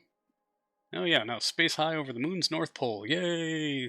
The only long pants you had that fit. Oh no, go to the post office and get. Oh no. I don't know. Wear like a really long hoodie or something. Safety pins. You know, tonight is a great night to learn how to sew. Alright, landing info. We do not have a time to impact listed, so it looks like we should be in the clear for that at least. 7 minutes of runtime. Oh, it actually fired the engine up ahead of time. Right? Are we running? Yep. Clock is running. Delta V is delta Ving. It was just hard to see the plume against the lunar surface, so sweet. There's 2 atrophied. Oh man, bummer. Engine's not being bottommost part is an interesting theory. It does make sense. I'm hoping. It's really all I can figure out is it either wasn't calculating the mass of stringers at all, but like it was counting it as total weight, but not as in weight that doesn't deplete with fuel. So we'll see. MechJub doesn't give you an impact time as long as your periapsis is positive. I'm hoping. I did notice that during burns it would shift based on terrain height when we were doing our lunar direct landings. So if we just stare at this long enough, maybe it will, maybe it'll something. I don't know. You never want anything to be attached to the bottom of the engine. You wouldn't leave it there. And won't detect mountains. Don't trust it. Fair enough. And of course, what do I see peeking at us from the horizon? Periapsis is still 18 kilometers, which should be above the safety zone. There's very few terrain features on the moon, I think, that exceed 15-ish kilometers. Yeah, so smart about where terrain is. I think you're right about it. Needing a periapsis below 0. Okay, so if periapsis isn't below 0, it won't check. Even if there is something that you might smack into, which would be, just so much fun.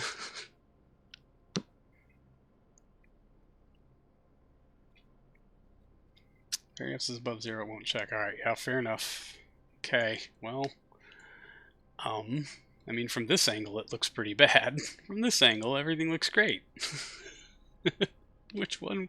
We are still descending on the descending part of our arc. Yeah, Delta V dispensing very, very slowly. 50 seconds until we start our ascent again. I think we're going to be okay. I think we got plenty of room. Let's switch this to radar altimetry. 12 kilometers off the deck. Yeah, I think we're okay.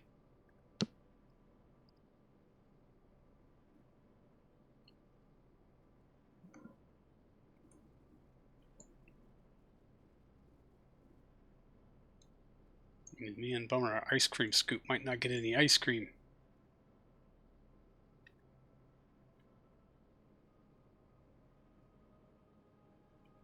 Ten clicks. Yeah, 9.8. I wonder how high is it going to go when we go over this lump? Because that's probably, that lump and this little hill might be our highest point, so let's track it. Yep, nope, barely a blip, didn't even register. So yeah, it looks like 9.8 was our low point. We're going to start ascending here any second now.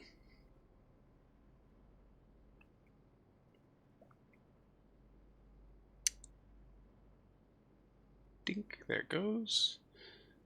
If true altitude dips to 6 kilometers, I'll officially take credit for saving the mission. It doesn't look like it. It looks like the lowest we got was about 9.8-ish. And yeah, we are on the ascending end of our arc now.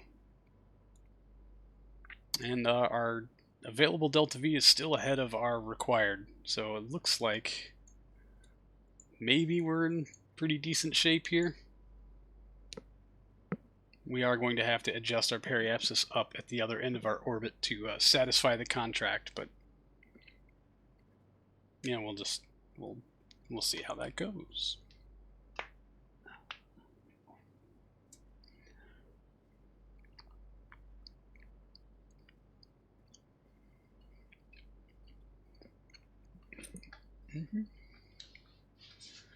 All right. I'm wondering if I'm kind of scared to fizz warp it. I mean, all things considered, we needed 700 and something, and we had maybe 900, so we should have a 200 kilometer per second buffer, right? And so this is definitely not right. We're down to like 385 here and 327 there. Looks like we're still leaching Delta V. I wonder if some of that's being eaten up by RCS? If we're constantly making checks on stuff to keep the spacecraft balanced. So I'm going to turn RCS off and see if we start deviating a lot from our vector. The answer is yes, we do. Interesting. A brave pigeon chosen to pilot this mission is simply not brave enough for the ice cream scoop sampling technique. Not this time.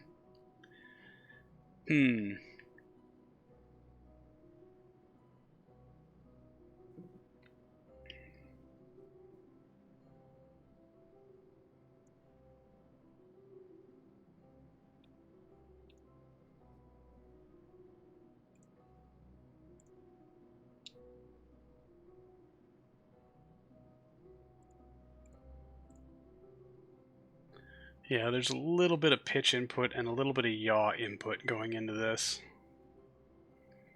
I'll explain. Oh no, our available Delta V has now sunk below our required. Motherfucker. That can't all be due to RCS touch-ups, though. It really can't. RCS is the likely culprit. 200 meters per second worth?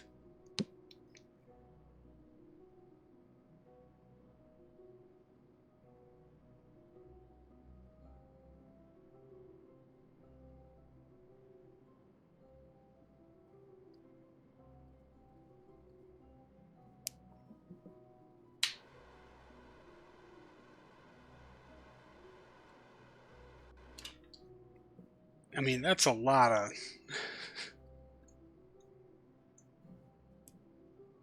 That is a lot. Yeah, it's excessive.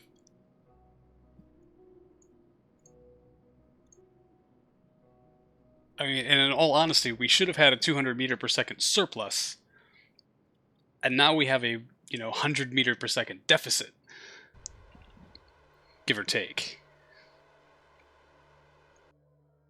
And so it's a 300 meters per second total discrepancy, which is about 1/3 of our available. Like that's 30% of our propellant. That's a 30% discrepancy.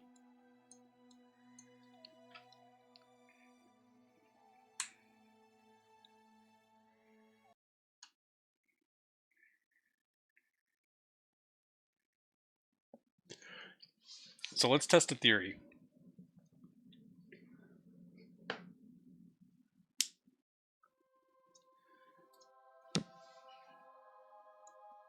All right, we're at the lunar mapper. We're just post our mid-course. We're pointing at the sun. Kill rotation. We're going to fly on out to the moon. Right?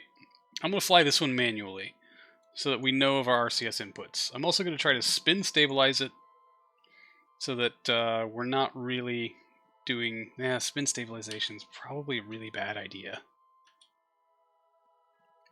Yep. You know what? It's worth a shot. Let's try spin stabilizing it just to see what the hell happens. Got good batteries, not a problem. And boop. There we go. What do we? Periapsis is 16 kilometers. Let's stick with that. Node is set 18 hours from now. Let's watch it and let's just do business here. I have original ideas. I swear. Oh, I very much believe you, Nova. I know you do. No worries. But you know what? You've convinced me. If I think it, I'm like, oh man, that's probably a really shit idea. And somebody else says it, and I'm like, okay, maybe not. We'll give it. We'll try. We'll see what happens.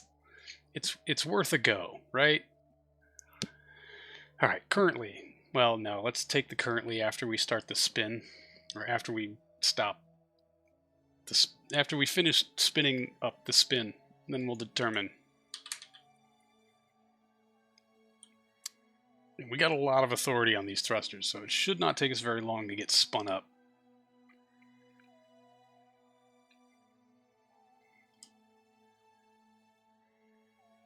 4, 3, 2, 13, 12, 11, 10, 9, 8, 7, 6, 5.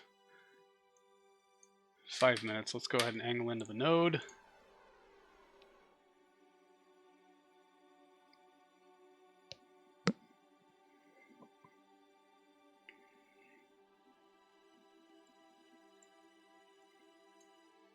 Seven minutes of burn time. So we need about 3 minutes 30 of lead. We are coming in a little bit lower this time.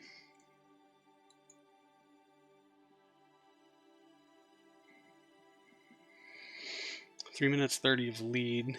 So in about 4 minutes, maybe we kick up the spin. I wasn't watching very closely. You said something about it drifting off vector with RCS off. Was it actually rotating or even changing trajectory with no thruster firings? I turned RCS off and it started pivoting away from the node. So, like, I know there's a little bit of an imbalance in this thing. I mean, look at all of this garbage I have bolted to the side. Oh, time to spin. Oh, I don't have comms. Gotta be fucking kidding me.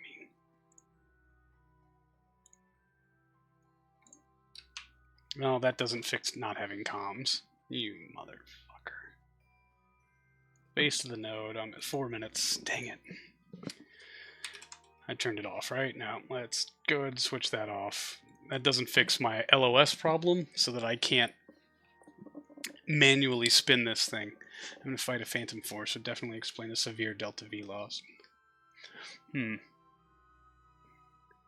Oh, during a burn. Yeah, during a burn. Like, all right, currently 935 meters per second in the tanks. 719 required to finish this burn.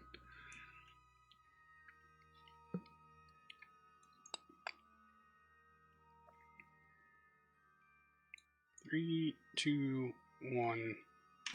Punk. We're stable and pointing at the node. I've turned RCS off. We're going to just see... Nope. That's a pretty good amount of deviation.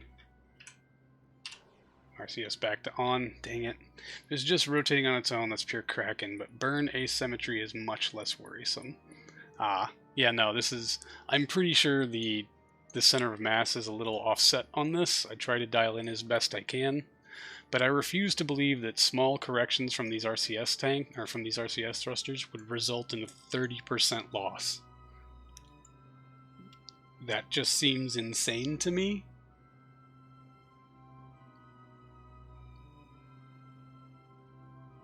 So I'm gonna try to compare timers here. 1, 2, 3, 4. Yeah, it looks like the timers are running pretty synchronously, so it's not, I don't know, drifting fuel out faster than it thinks it should. We still may pile into something, so definitely weren't good. Yeah, but, you know, we're here now.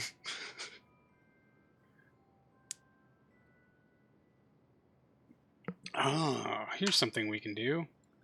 Shift it into fine controls, and maybe that will help limit how much the RCS is chewing up. Or maybe it will chew up less. Let's see if our discrepancy is better this time. Although, equalizing for the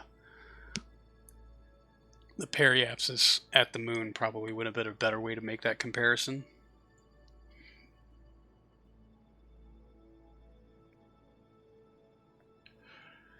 Glue booster engine onto the satellite and wiggle the avionics center of mass. Adjust until it's near zero, even with the booster thrust. Oh, wow.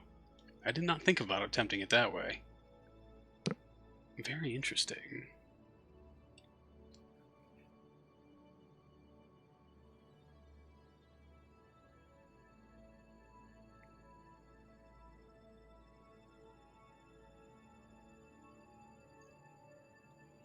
So there's the hilly section where we were nervous for all of 5 or 6 seconds. So we'll see. I don't know. We came in at what, 18 the first time. We're coming in at 16 this time. So our lowest altitude should be right around 7.5-ish kilometers off the deck. No real reason to be nervous, but yeah, this number is definitely not going down as fast as this number. Isn't that fun? What shows is on 0 newtons of torque with a little probe thruster is very noticeable with an H1 welded to your 300 kilogram probe. Interesting. It's your advanced diagnostic technique for off-center thrust. Ah, all right. Yeah, makes sense.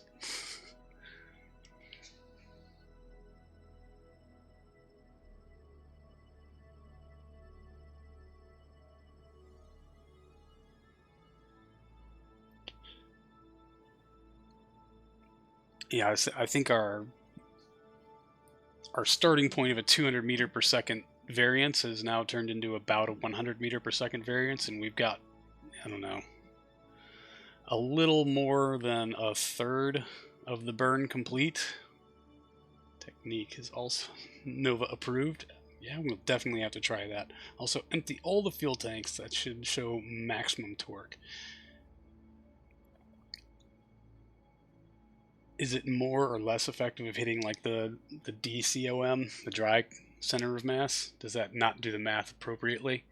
Yeah, our delta is now down to 90 some odd meters per second at about the halfway point.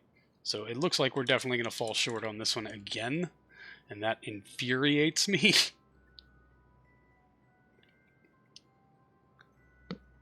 I wonder if the delta is going to be off by as much as it was before. Yeah, look at that. It's catching up. 340, 300, 330. The delta is now about 30 meters per second instead of 200 like it should be. RCS build age should really scale torque display to thrust magnitude. That would be a handy design feature. Delta is now down to about 10 meters per second. A torque display slider. Ooh.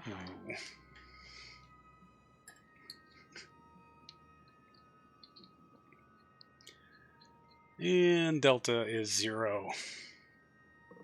We're going to fall short again, but let's see if it's more or less than last time. Yeah, last time we fell, what, 90 meters per second shy? I wonder if fine control is actually going to solve anything on this or not.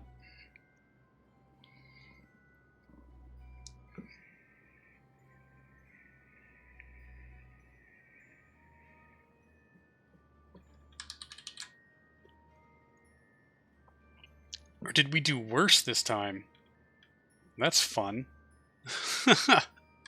You gotta be fucking kidding me. Yeah, 95, about the same. That's very, very interesting. Yeah, we're still bleeding 30% of our delta V into who knows what. And I mean, honestly, the engine here and the thruster, all the same ISP.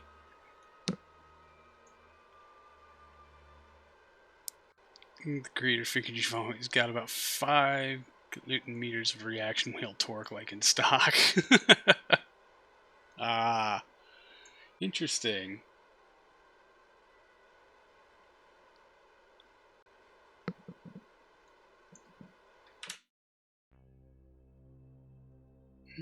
Are we within spec on the contract? No, by about 400 forking kilometers. Like putting a small reaction wheel on your super deep space probes. Yeah, just those little corrections to, I don't know, without altering your trajectory, because the triangle gets really, really long at those deep space distances. I'm very, very, very upset at this, and you know what? I'm going to try one last thing where I turn these thrusters off, because I wonder if them pivoting against the engine to course correct is part of our problem here. Kurgat, hello! Happy New Year to you as well. Smooth landings and no MechJev wackiness. Nope. Welcome to the MechJev wackiness frustration stream. Being able to rotate without... Yeah.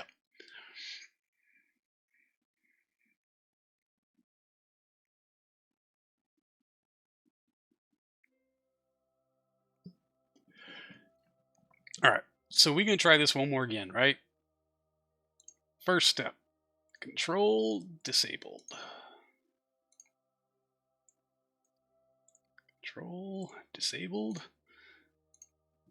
These thrusters would have the biggest impact on our delta V. If they're firing, pushing, I don't know, I guess opposite the engine, then, you know, coming up on a decade of MechJev lies. Indeed we are.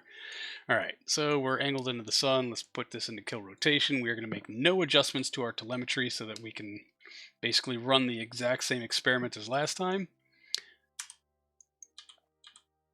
And we will switch it into fine controls before we start the burn and not in the burn. And see if we don't get a slightly better result this time. I was like, I'd like an even tinier reaction wheel in some late game mode. Yeah, fair enough. I mean, I would like to be able to set the rotation of the spacecraft to match my orbital period, so that I can always keep one side of it pointed at the sun without it having to constantly readjust. The smallest one currently available is like 50 kilograms and quite rapid. Yeah, man, 50 kilos. Jeez. Persistent rotation. Oh, it would utilize persistent rotation as a default. But like in this MechJev mode, when I tell it I want it to point at the sun down, it should consider my orbital period in doing that. Anyway, that the pro build technique, especially for landers, only having downward facing RCS thrusters. Well, I mean, it's air quotes pro. I just did that. I put those on because I wanted to be able to have reverse thrust in case I needed to fine tune my telemetry, and now I'm like, dude, F you. Nope, can't adjust that because I am in physics mode, but whatever. It's not spending any fuel currently, and we're in coasting mode anyway. 14, 13, 12, 11, 10, 9, 8, 7, 6, 5, 4, 3, Slow your roll. 2 hours. 1 hour. Yeah, we're still 16,652 is our periapsis. That's fine. The good news is that Kerbalism only cares where you're pointing when you left the probe. Oh, interesting. I guess, well, yeah, it's mostly an artifact of me running simulations and being like, oh god, this thing going to Mars needs to change 30 degrees or the solar panels are not going to be facing the sun at all anymore. And this is really tedious and costing me a lot of propellant. Thank you for doing that. 10, 9, right. 8 minutes, yeah, go ahead and face the node, please. So you don't need to be able to rotate precisely over long periods as long as you're not focused on the craft. Yeah, so like when I'm running those simulations, I am definitely focused on the craft. That's just, yeah, how it works. It's still nice to have it still pointing at the sun when you come back. Exactly. It's not like, oh no. Especially if your batteries are kind of on that razor thin something or other. And, you know, every time you get one of those interrupts where it kicks you out of time warp and you don't want to be and it readjusts to point at the sun but doesn't do it quick enough and you hit time warp again and then suddenly you're spinning and your batteries are dead and your whole day is ruined. It happens to me more than I'd like to admit. Alright, fine controls engaged. Alright, we have 935 meters per second on the board. Node 719.5. That is a delta of more than 220 meters per second. 210 meters per second. I do prefer to stick to having a somewhat excessive battery. Indeed, it does help. Certainly. Remember, the number is bigger. Yeah, when you're like me and you just kind of like harp on the keys, you can time warp through a day completely by accident, and I have and will continue to do so. 5 minutes. Alright, 3 minutes 30 is our ignition point.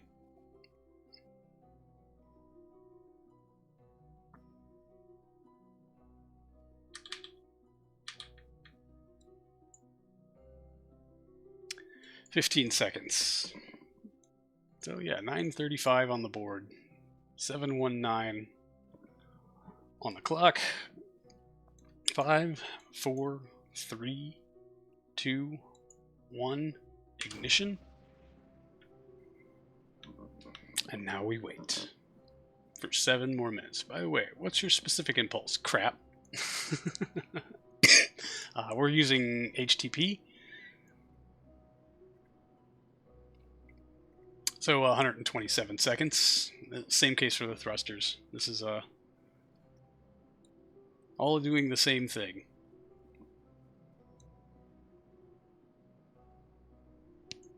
And yeah, we've got a little bit of pitch input, a little bit of yaw input.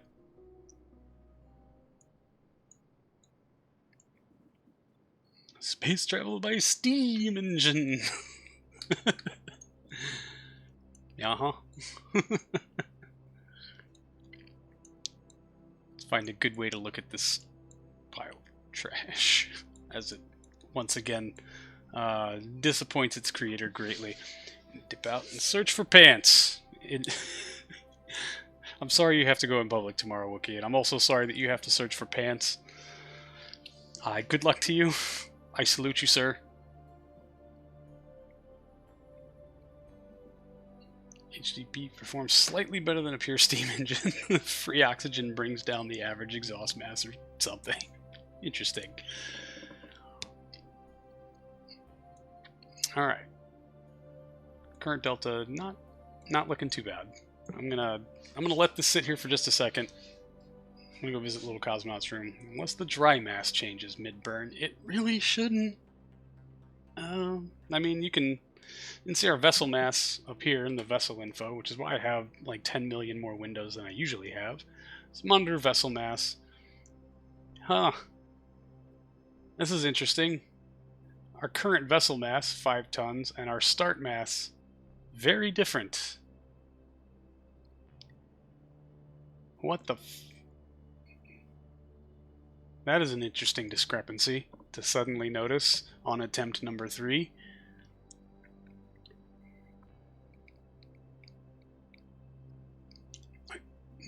Falling outside the range, it's stocked in stores. Oh man. Probe looks nice. Thank you, Cookit. I spent a lot of time making it look nice and exactly no time making sure it would work. It's a god-awful water repellent. Zillion degrees and it cracks into oxyhydrogen plasma. 34, 32 in 2021. Man. You'll get it back, Wook. I have faith in you. It's a very cool andage. Yeah, we found an issue. No clue as to why it's an issue. Or like, why the hell does one section of MechJeb believe it weighs this much, and why does the part that's telling us how far it's going to go tell us it weighs this much? And I can very easily see how that would result in this number and this number never figuring themselves out, but why is this vessel mass so much greater than this vessel mass? It would explain why we're not getting the delta V we want, but I'm very curious as to why the same thing can have two different masses. Bit of a wake-up call, you know.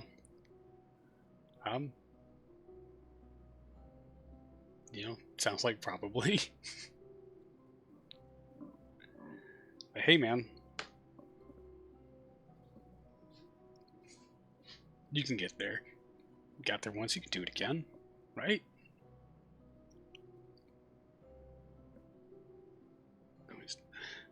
Yeah, man. I don't know. I cuff my pants because most readily available stores aren't actually short enough for my very small legs.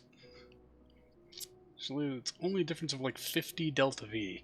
Even with our terrible ISP?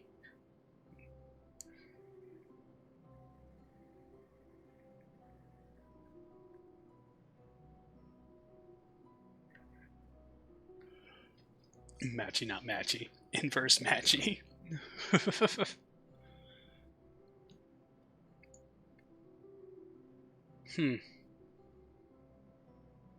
Yeah, now our delta is down to about 50 meters. 50 meters per second. This number's still nowhere near that dang number. Yeah, if it's truly just a 10 kilogram discrepancy, I really wonder if the mass delta here is shifting. Like, if at the end of this burn, this vessel mass will actually be this true vessel mass, but our start masses were different. Or are they staying consistent and clocking down at about the same rate?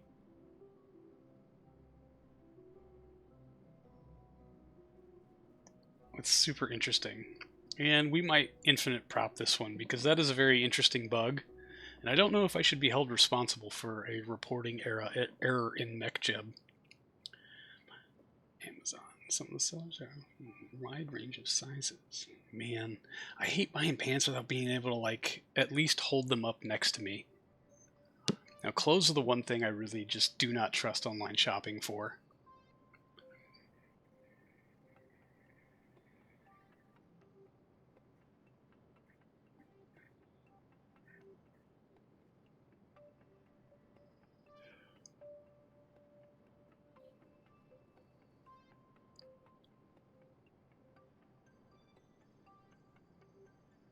So yeah, now it's a, I don't know, now it's like a 6 kilogram difference.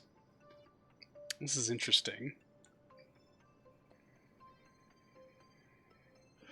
And yeah, yet again, our available has slipped below our required. We're going to infinite prop this and time warp it, because I am really sick of, like, I overbuilt this thing and gave it 900 meters per second to delta V, thinking, like, I usually get screwed out of some of my delta V just cuz, and it's really frustrating, and I really don't like it. It makes it so that I can't complete missions because the delta V is always just wrong.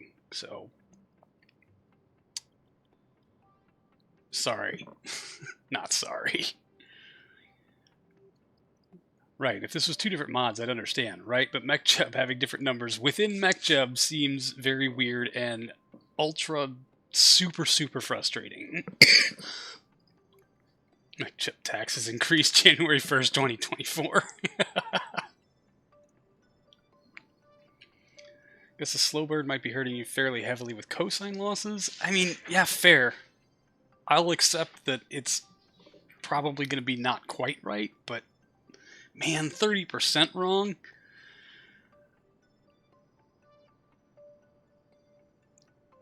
And I'll accept that RCS correction has a little bit to do with that.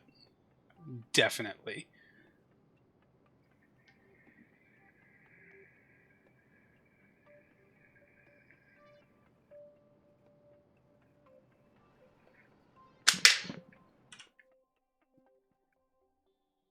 Alright, remove all nodes. Angle at the sun. Cosine losses at best are 2%. Yeah, see, if I was dealing with a 2% loss, I'd be okay with that. 100%. 30% by cosine loss. It means a 45-degree angle. There's some legitimate inefficiencies, but something bigger is wrong. Yeah, like our vessel mass displayed here at 0.285 and our start mass here displayed at 0.277. Something is going wrong. I mean, this should include cosine losses in our delta V. So, like, you know, something else is at play here. At maneuver, we gotta bump our periapsis up to above 20.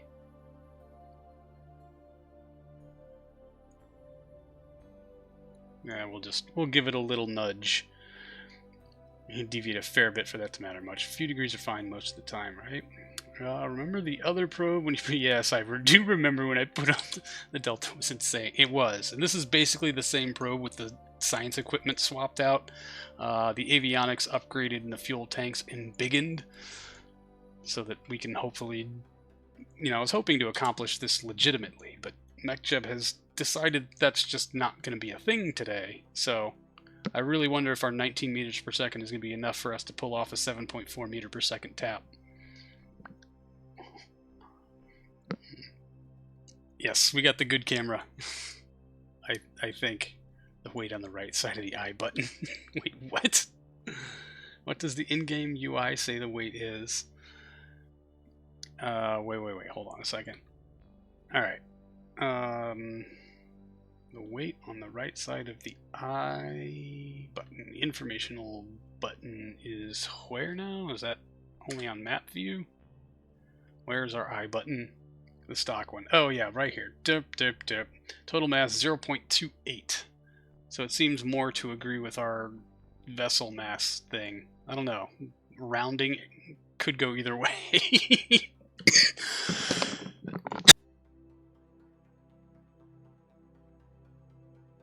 Sorry, y'all are a little behind me, but we figured it out. Sort of.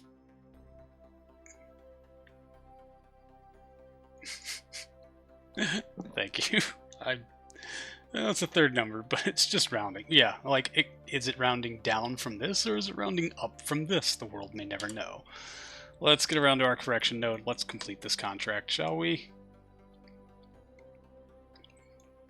For the love of all that is high and holy, let's get something finished today.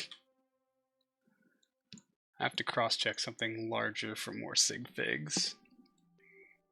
I have to cross-check on something larger. Can we do that? Like the full stack instead of just this part. Okay.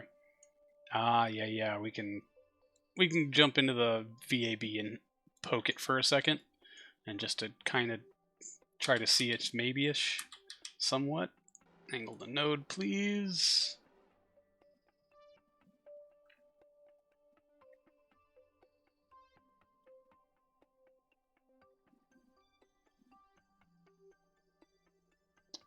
Right on, Whoop. Good luck on your quest for pants.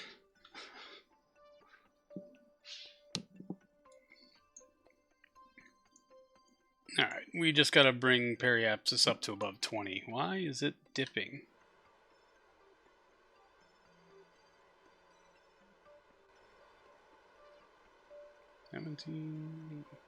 We'll go for like 21, 22, just to make sure that our pivot back into the sun isn't gonna mess anything up. Alright, get rid of that node, please, and return to your sun forward designation.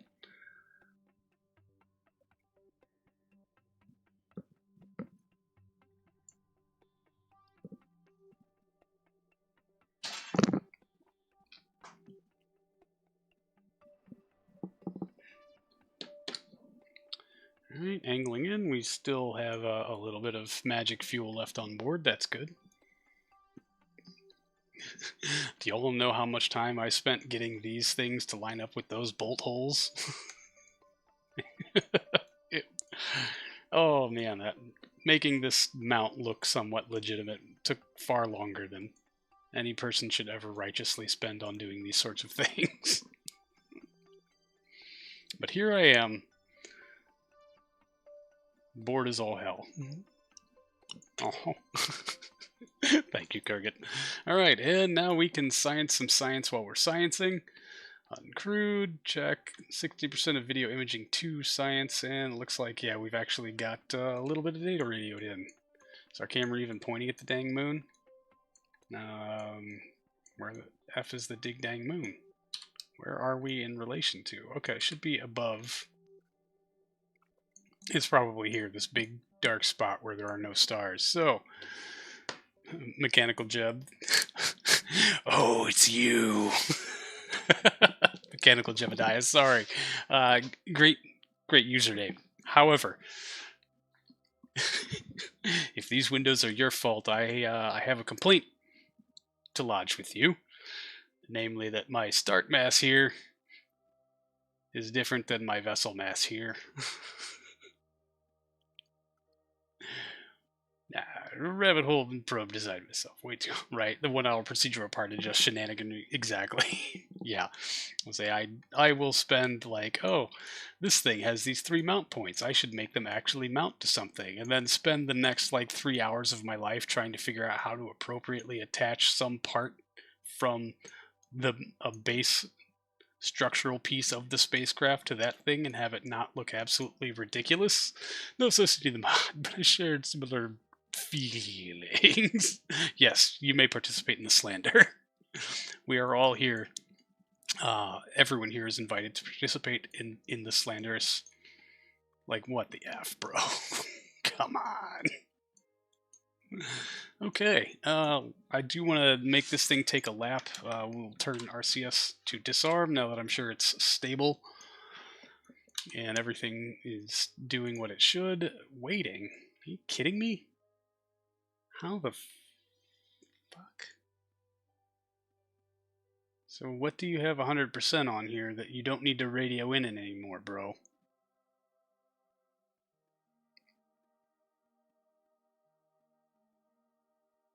Oh, it's because you're in high space. Oh, gotcha. It's only biome specific in low space. Interesting. Okay. That's gonna be fun. This thing's gonna take a lot longer to finish off its tasks.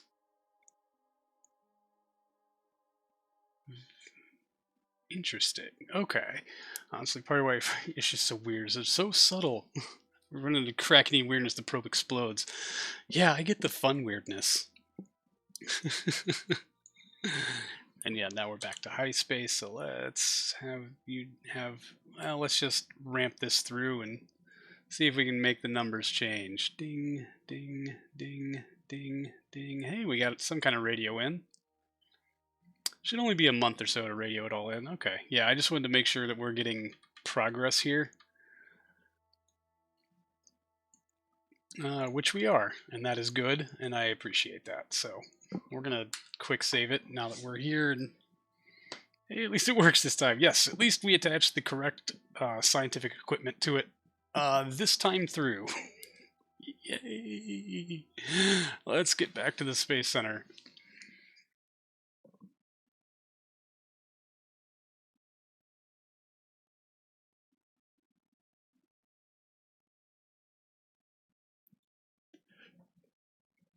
In a month, we will have completed that program and we can close it out and pick up something else, probably.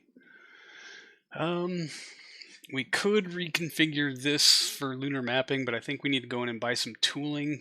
So our F2T is going to be so much cheaper, but honestly, I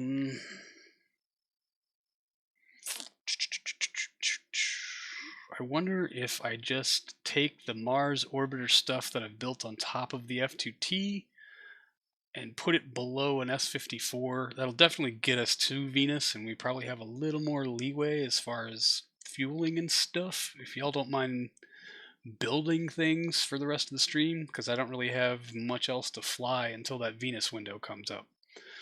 And we'll have this to edit into, so yeah, let's we need to be ready for that Venus window. I would like to hit orbiter and flyby in one go.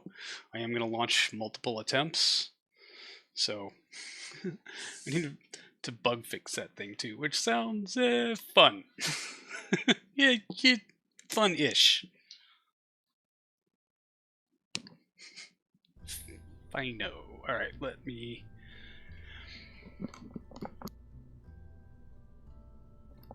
Sorry, I had a big cough there. All right, let's pull up the not made for Venus anything.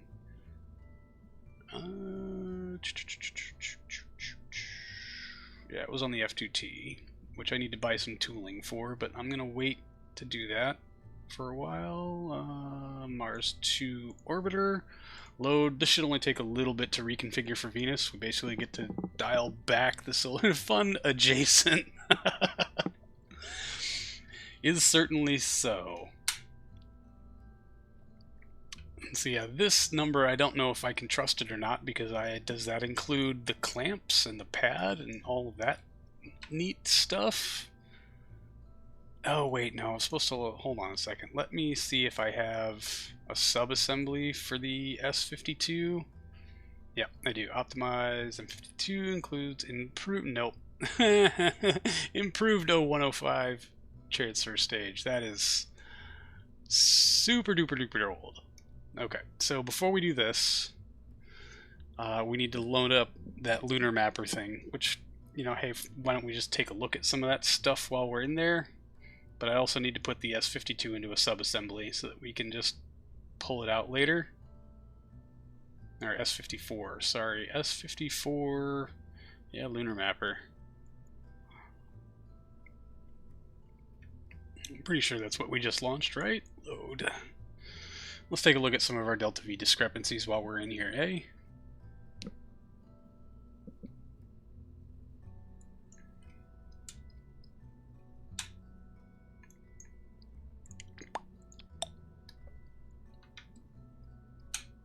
Alright, so very first thing I want to do, yep, sub-assembly. Let's grab this by the decoupler, drop you in here. This is the S54. I guess we'll call it the Mark 1, and it is the 0105 XFIR 405H X2 LEO insertion XFIR. Jesus, badass fingers.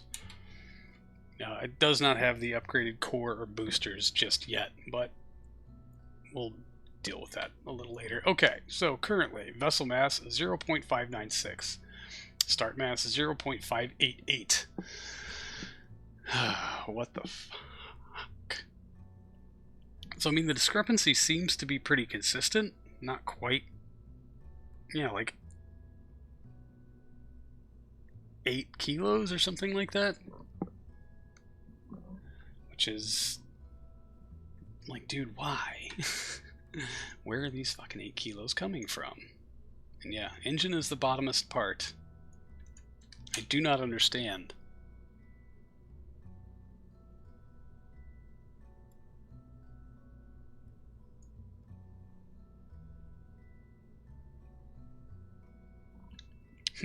Start dismantling until the discrepancy goes away. Oof, duh. Alright, I tell you what, let's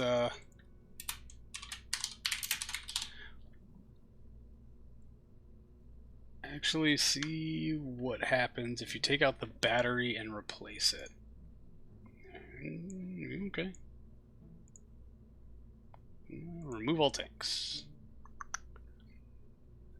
574 and 565. So still Same-ish discrepancy. Hey, our control mass dipped to... No, it's 0.6. Avionics has changed a few times in this save, that's true.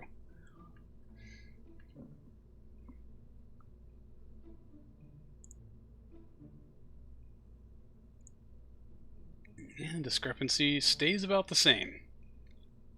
596 and 588, okay. Are you thinking it's something because of existing crafts across updates? It's a theory. Okay. Well, I think the first thing we can eliminate safely is all of our scientific goodies. Alright. Yep. Discrepancy exists. Discrepancy exists. Discrepancy exists. I'm willing to bet that when we eliminate something that's like structural only, like this stuff here, I guess you're the root part for all of it. So 552, that's 551 and 543. Did the discrepancy change?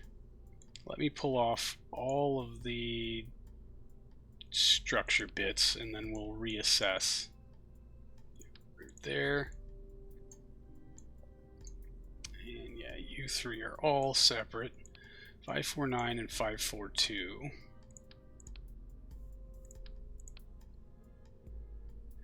549 and 542. Those weighed pretty much nothing. These... Oh, you're not the root part of all of that plumbing? What is the root part for all of that plumbing?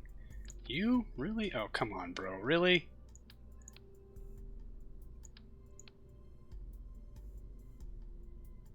Alright. 525 and 527. So yeah, the math error is in the structural parts. The more... Because now our discrepancy is down to like 2 kilos. Oh.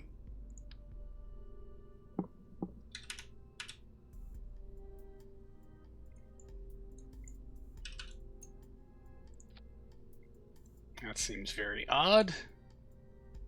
That would be the root part for those. I'm pretty sure I just misclicked. Whatever. 3, 4. You guys are 2 separate things? That's interesting. Yeah, 2, and now it's down to like 1. Weird. Yeah, so something about the structural bits is not being calculated quite correctly. And now that we don't have an engine, it's not going to tell us literally anything.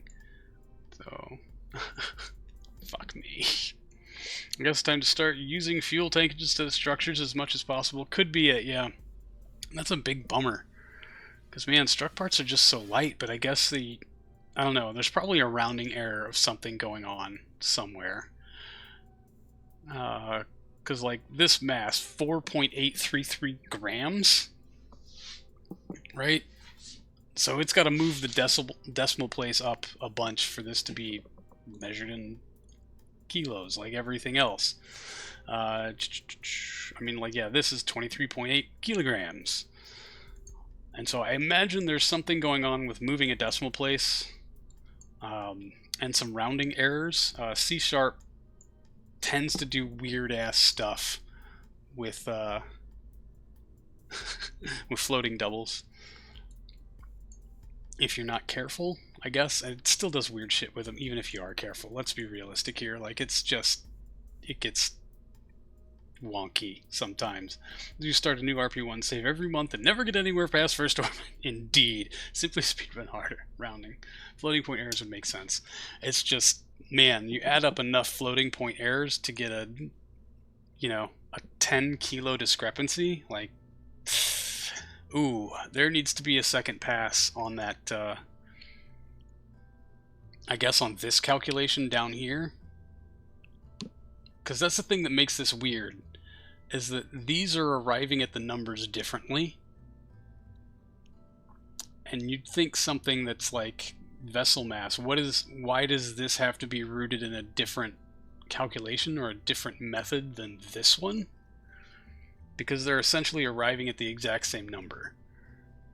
And so why aren't these being pulled from the same place? And like, I don't care if your mass calculation, like whichever one's aiming higher or aiming lower or whatever it is, fine, cool. I don't mind having to deal with the higher number if we're just rounding up all of our, our extra mass decimal places from, having things weigh grams instead of, fractions of a kilogram or whatever it is.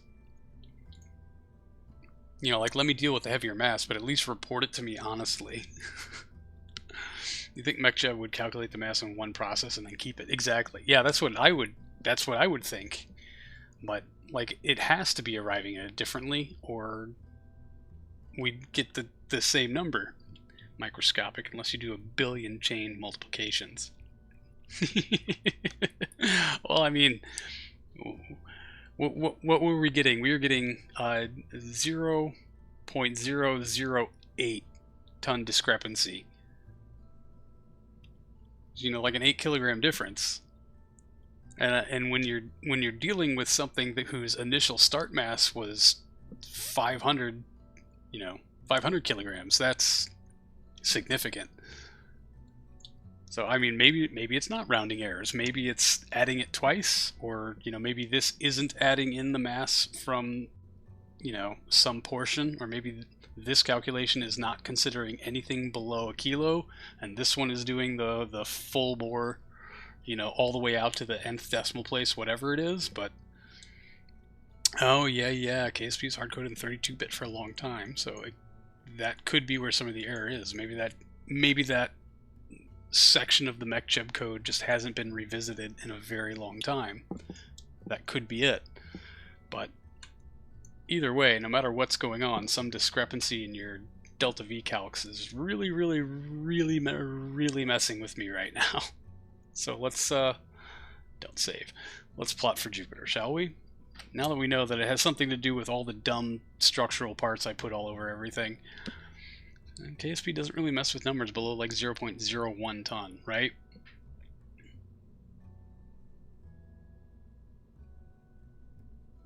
Which, makes sense in this particular context as to why we're not getting accurate numbers where we want them.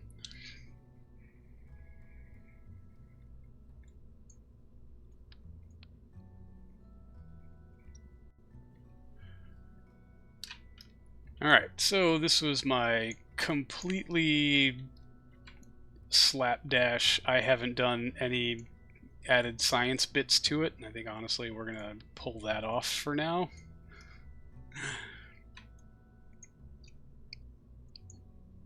And we'll probably up the size on that for a bit, but we are going to dedicate this to a new launcher in hopes that we can get it off the ground a whole lot sooner.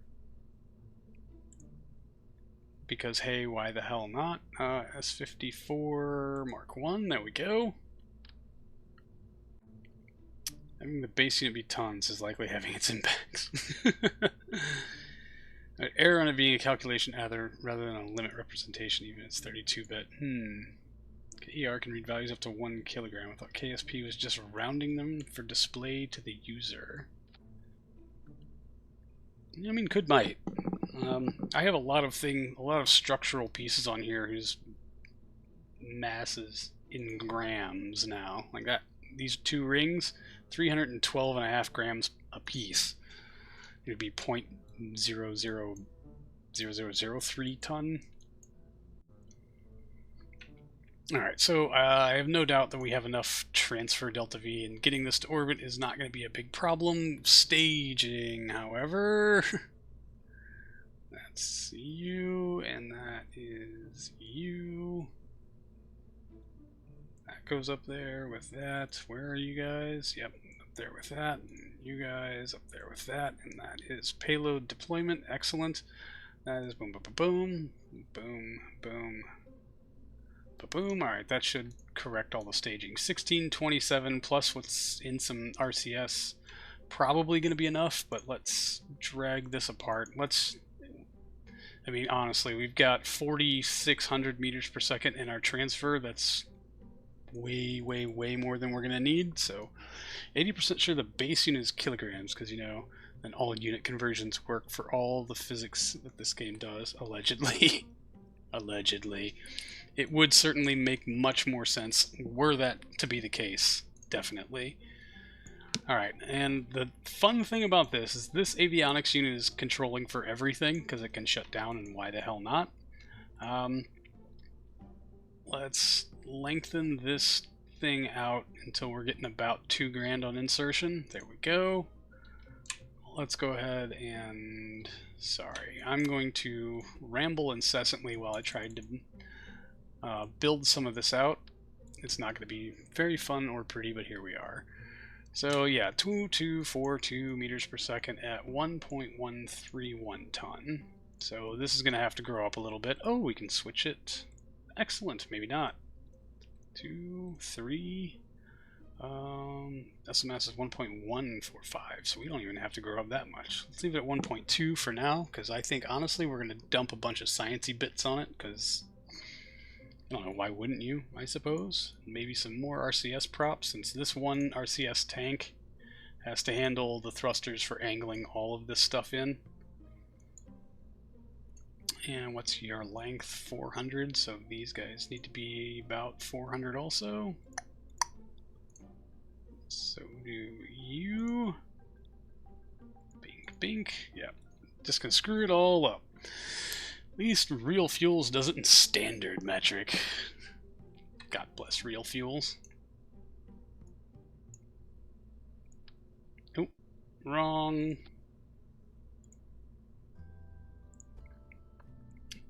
Slide these pins back into place. Nope, there we go. Oh, the problem I had in test flights with this is that separation here would cause something to impact the solar panels and they would break. So maybe we will have to do a test flight of this just to make sure that's not still the case. Although we could just do that for the time being. Volume is defined in meters cubed. That comes with a divide by 1,000 conversion factor from mass to density. Interesting. You have to come up here to meet the thrust plate like so. That gives us plenty of room in there. Excellent.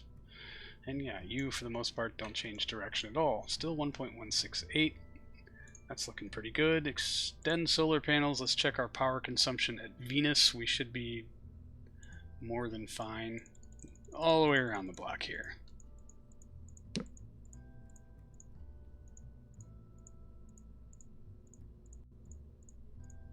Triton, Pluto, Triton, Mercury, Venus, perpetual. Yeah, okay. Produced 496 watts. Man, do you have a high gain antenna on you? We should take advantage of that.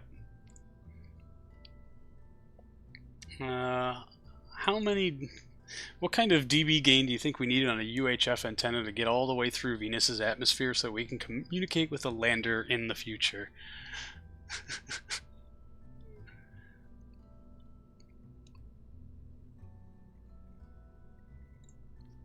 That's a fun question, right? Alright, extend antenna, comms, 30 dB on S-band. I don't know if that's actually gonna work. Allegedly not. Okay, glad we checked.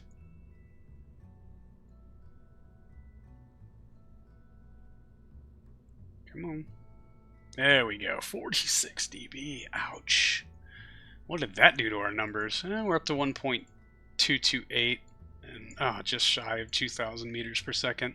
Fun times. Yeah, 1.2, 1.3. Yeah, we can close that out. 1984 meters per second. Excellent. Does the atmosphere even get considered? Ooh, good question. I don't know.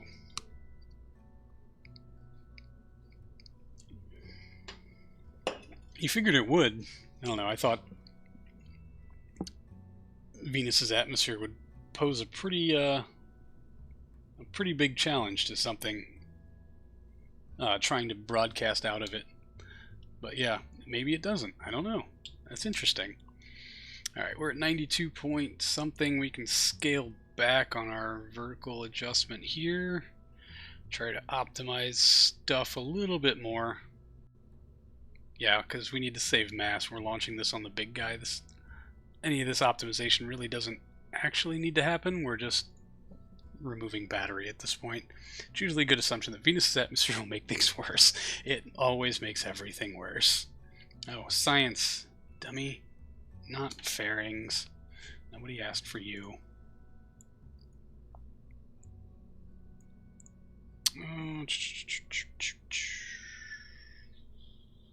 Configure experiments.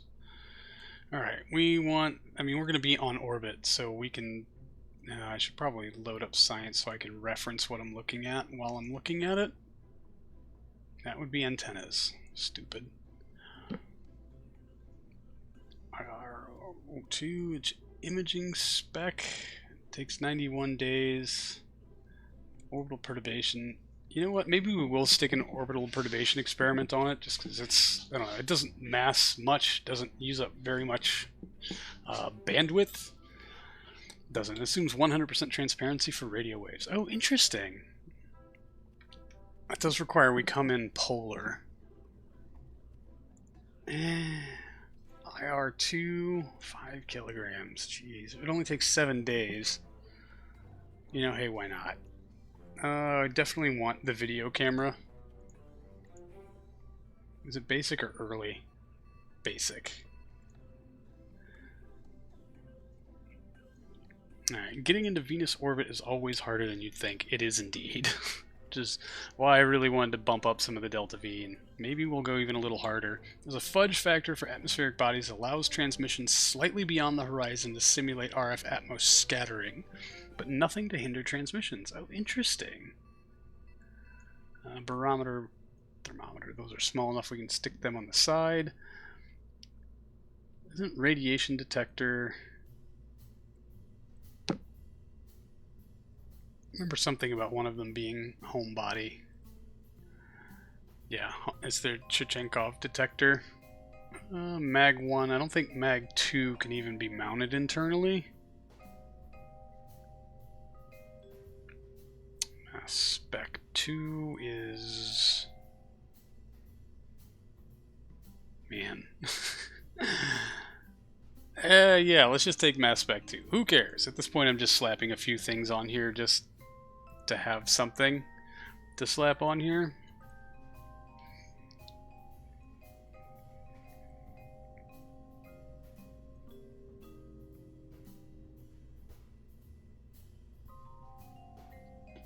Yeah, we'll do micrometeorites. Why not?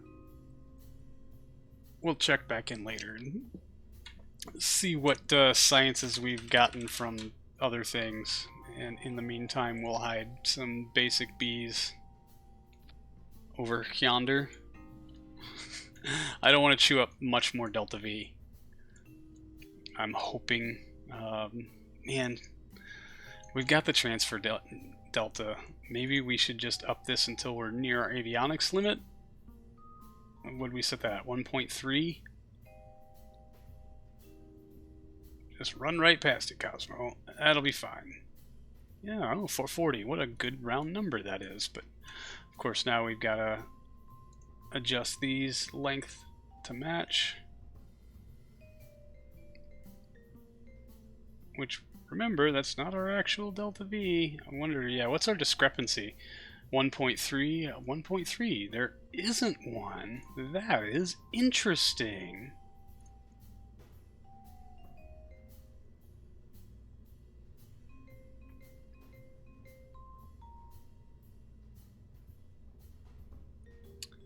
.302, 1.302, because once we're in the ton range, it kind of goes away. That is very interesting.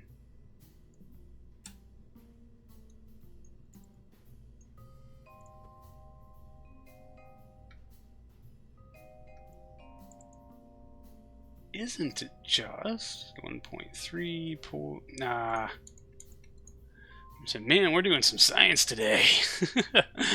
Badly. 303, just to make sure we're over the things with the stuff. Save. Let's get this bolted to the launcher.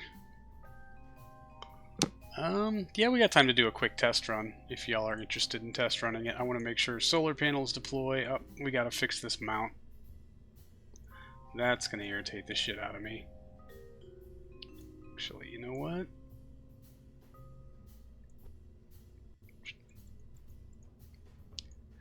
We're going to save ourselves one whole part on this. You can go away. You can come back. How many sides do we got on this? 6.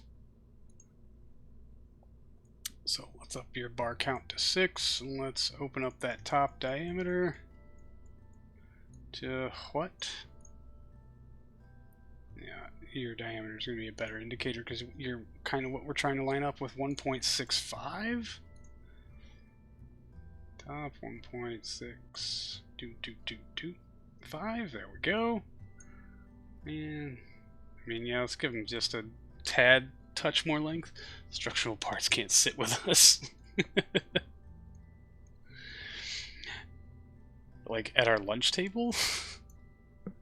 I mean, I'm 100% on board for that, honestly, at this point. Like, nah. Okay. So, actually, yeah, let's drag that in. Drag you in some more. Yeah, that looks almost lined up, I guess. And let's just widen the tilt angle. Oh no, because once I widen the tilt angle out, it's going to be at the corners, which are at 1.65. Derp.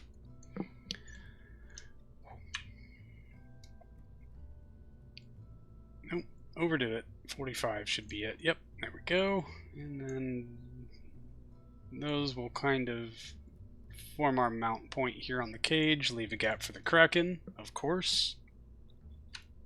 Yeah, we could actually lower that back down a little bit. We got some room to play with here. Man, dude, dare we? I mean, that's on the verge of looking goofy, but this is just a test build, so... Mark 1... F2T. This is no longer an F2T. This is an S54.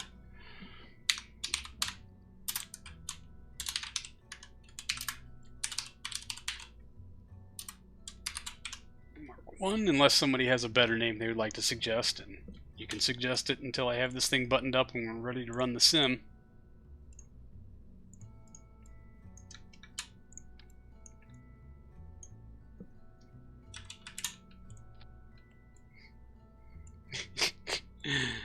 Okay. Bloop, bloop.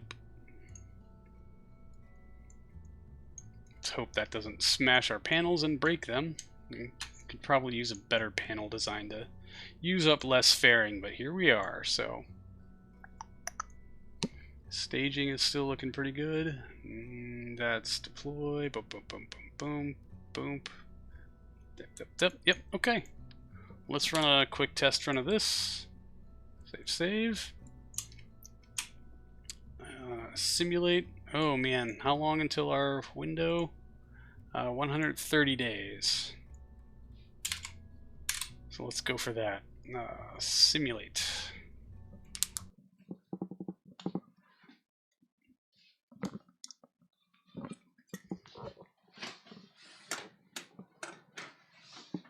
All right.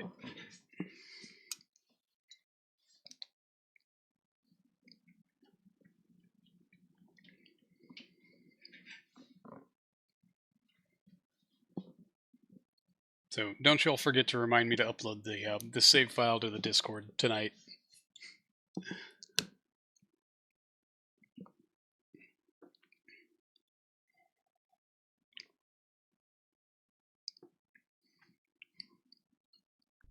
I should probably update the RO log.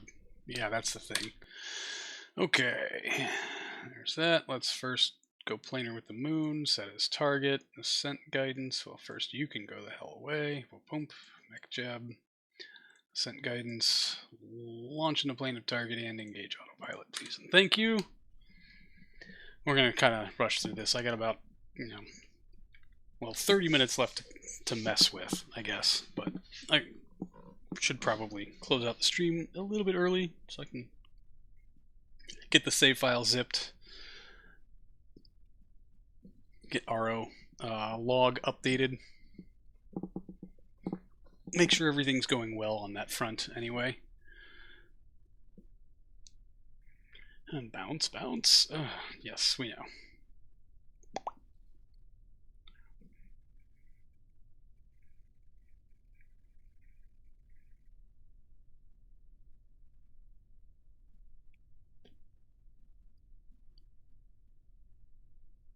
All right, finally.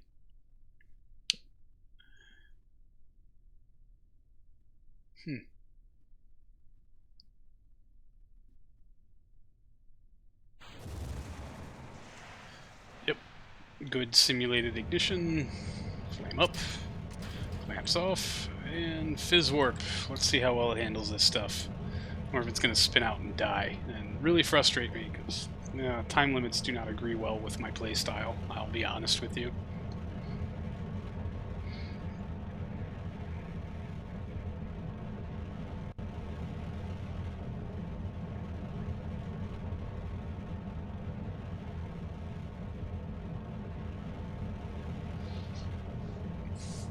Alright, so far so good. Showing a good margin on the board. I forgot to look at the numbers when we were actually in the VAB and try to determine if we were still going to make it to orbit. I just kind of took it as rote. But we're trying to push, 1 1/3 ton to Venus, which I guess we haven't actually attempted before. And on the smaller, the F2T vehicle, it was actually, I don't know, optimization was a thing. Not so much here with this, but I had forgotten that this launcher is not infinitely capable. We actually have to work for it sometimes.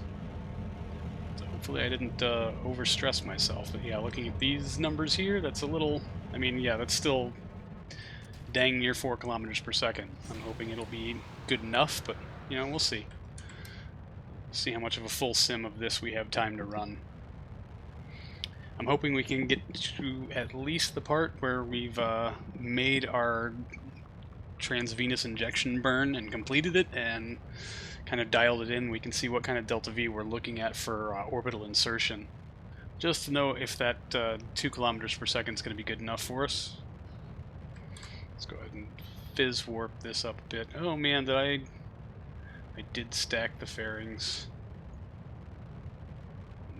in the wrong stage. Let's drop those down one. Patunk, there they go, clearing away. I guess these aren't broken because they didn't fall off. Excellent. Do not auto-deploy anything. I'd like you to keep those closed until after TVI.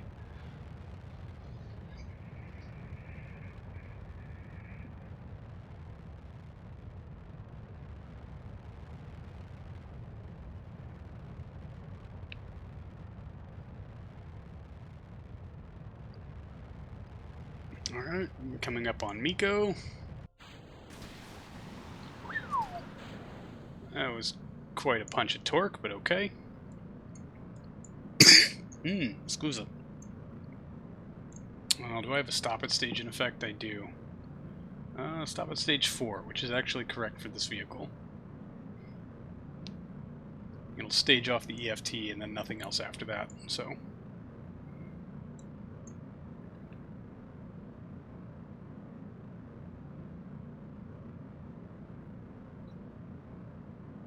Hopefully. Well, let's see how much of a mess Hoff makes of this. Whoosh. Clearing away. Excellent.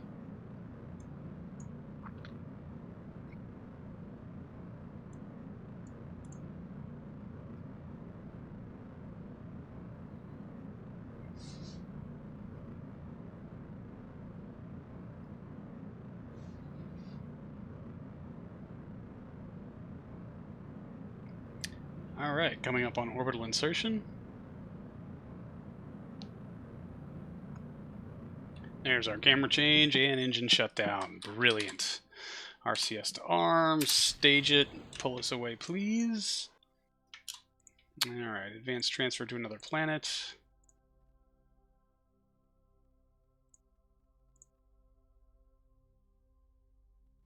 Oh, I have to go target Venus first. Duh. Oops. Okay, set as target. Bing. ASAP. Create node 3.5. We got plenty of that. Boom. 13 minutes. Oh, dude, excellent. All right. Execute next node, please.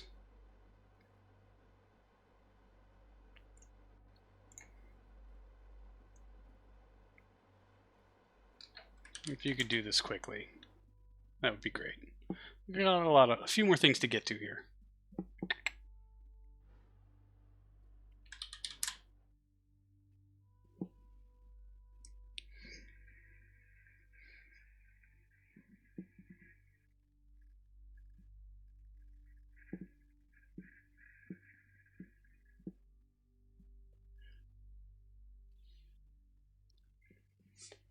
All right, any minute now. There it is.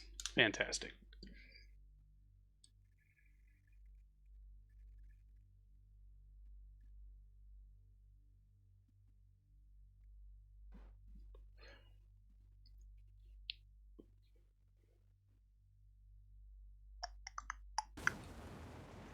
Good light on the 0109.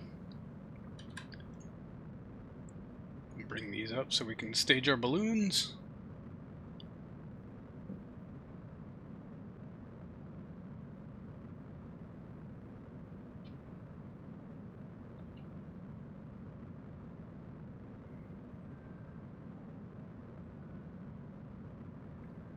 Basically no boil off by the looks of it. In this sim, we only had 14 minutes on stations, so I mean, not surprised there. But I guess that would be our our most optimal window. It's anybody's guess if we're actually going to launch at that particular time of lunar inclination. It'd be nice though. Seems to be a pretty good window. 4, 3, 2, 1. Balloons are away. Back to Fizz Warp.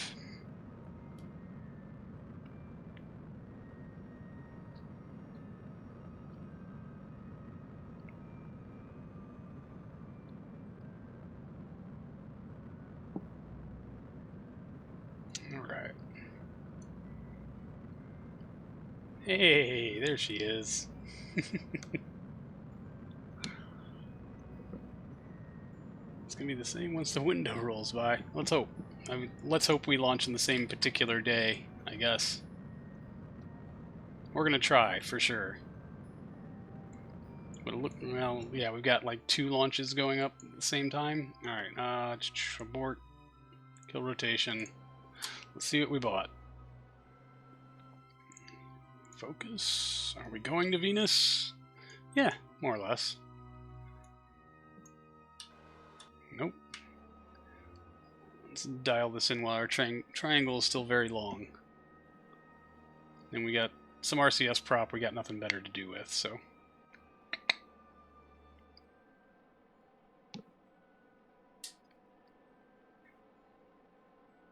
Yeah, looks like a mid-course to adjust that in is probably going to be necessary.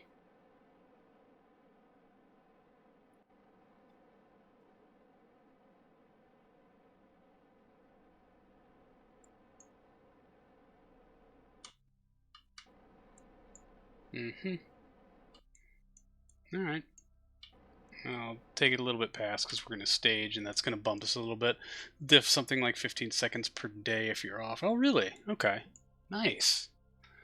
Alright. Throttle to null. Staging. Patunk. Yeah, we need to turn the avionics back on. Golly gee, that really wrecked us. Activate avionics. Extend. Extend.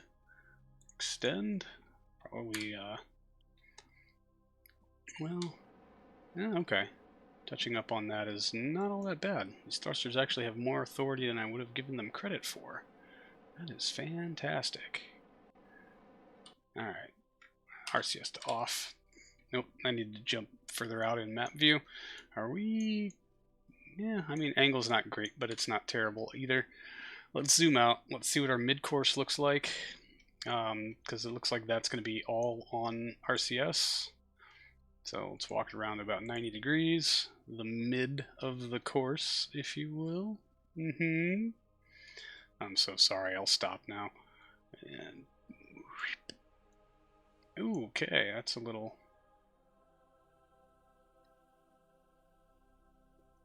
Yeah, if we do this better, more efficiently, or roll it and combine it, then that'll be a lot easier to handle.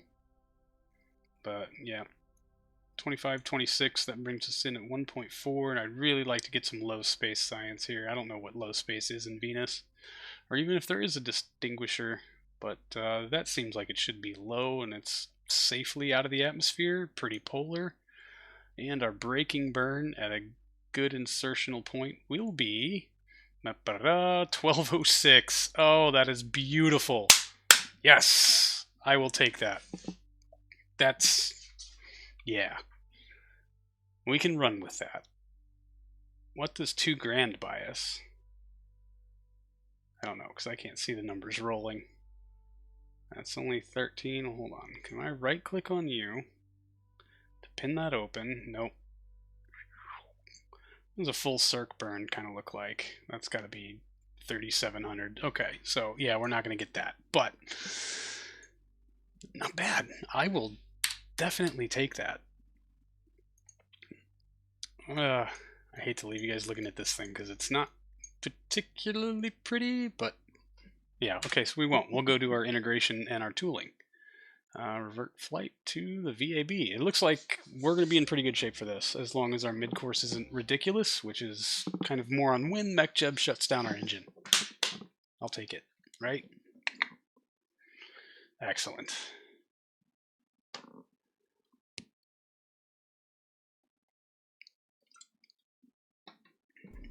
Sweet. S-54 Venus Orbiter Mark 1. What tooling do we need to buy? I think that's just the avionics unit and some stringers. 28 grand. And we got 24 of our credit, which I was going to use on the F2T, but this is more important. Purchase all toolings. Ching. Integration time 54 days from a blank start. That is awesome. So we can probably queue up 2 of these and get them both safely built before the window happens. So, oh yeah, we're at the 350 ton LC1A. Let's go ahead and add 1 to the build list. Man, that's going to be all of our money. I was going to pull the other one in and edit it, but I don't know if we have the money. Venus low space is 2,000 kilometers. Okay, yeah, so, well, we'll try to set the orbit to where we're switching between the two so that we can get both sciences, I guess. Alright, yeah, let's get this on the build list. What? I have the barometer and the thermometer haven't been unlocked yet? Okay, I call BS, but whatever. Take my 2 credits. For fork's sake. Holy shnikes, man. Leaf. And we're going to pull in the one that's already being built. That was the other lunar mapper, the backup flight. We're going to go edit that for the Venus mission also and get that on the build list. So hopefully, you know, money spent will be money spent. And we can have one done quicker, which means, I don't know,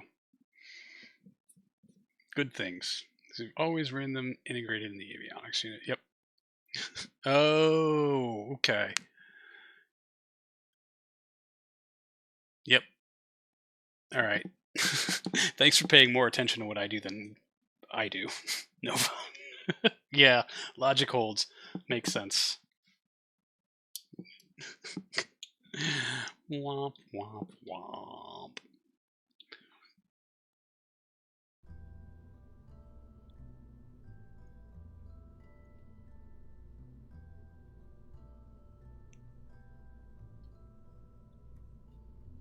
Alright, down into the S's. Venus over to Mark 1, load.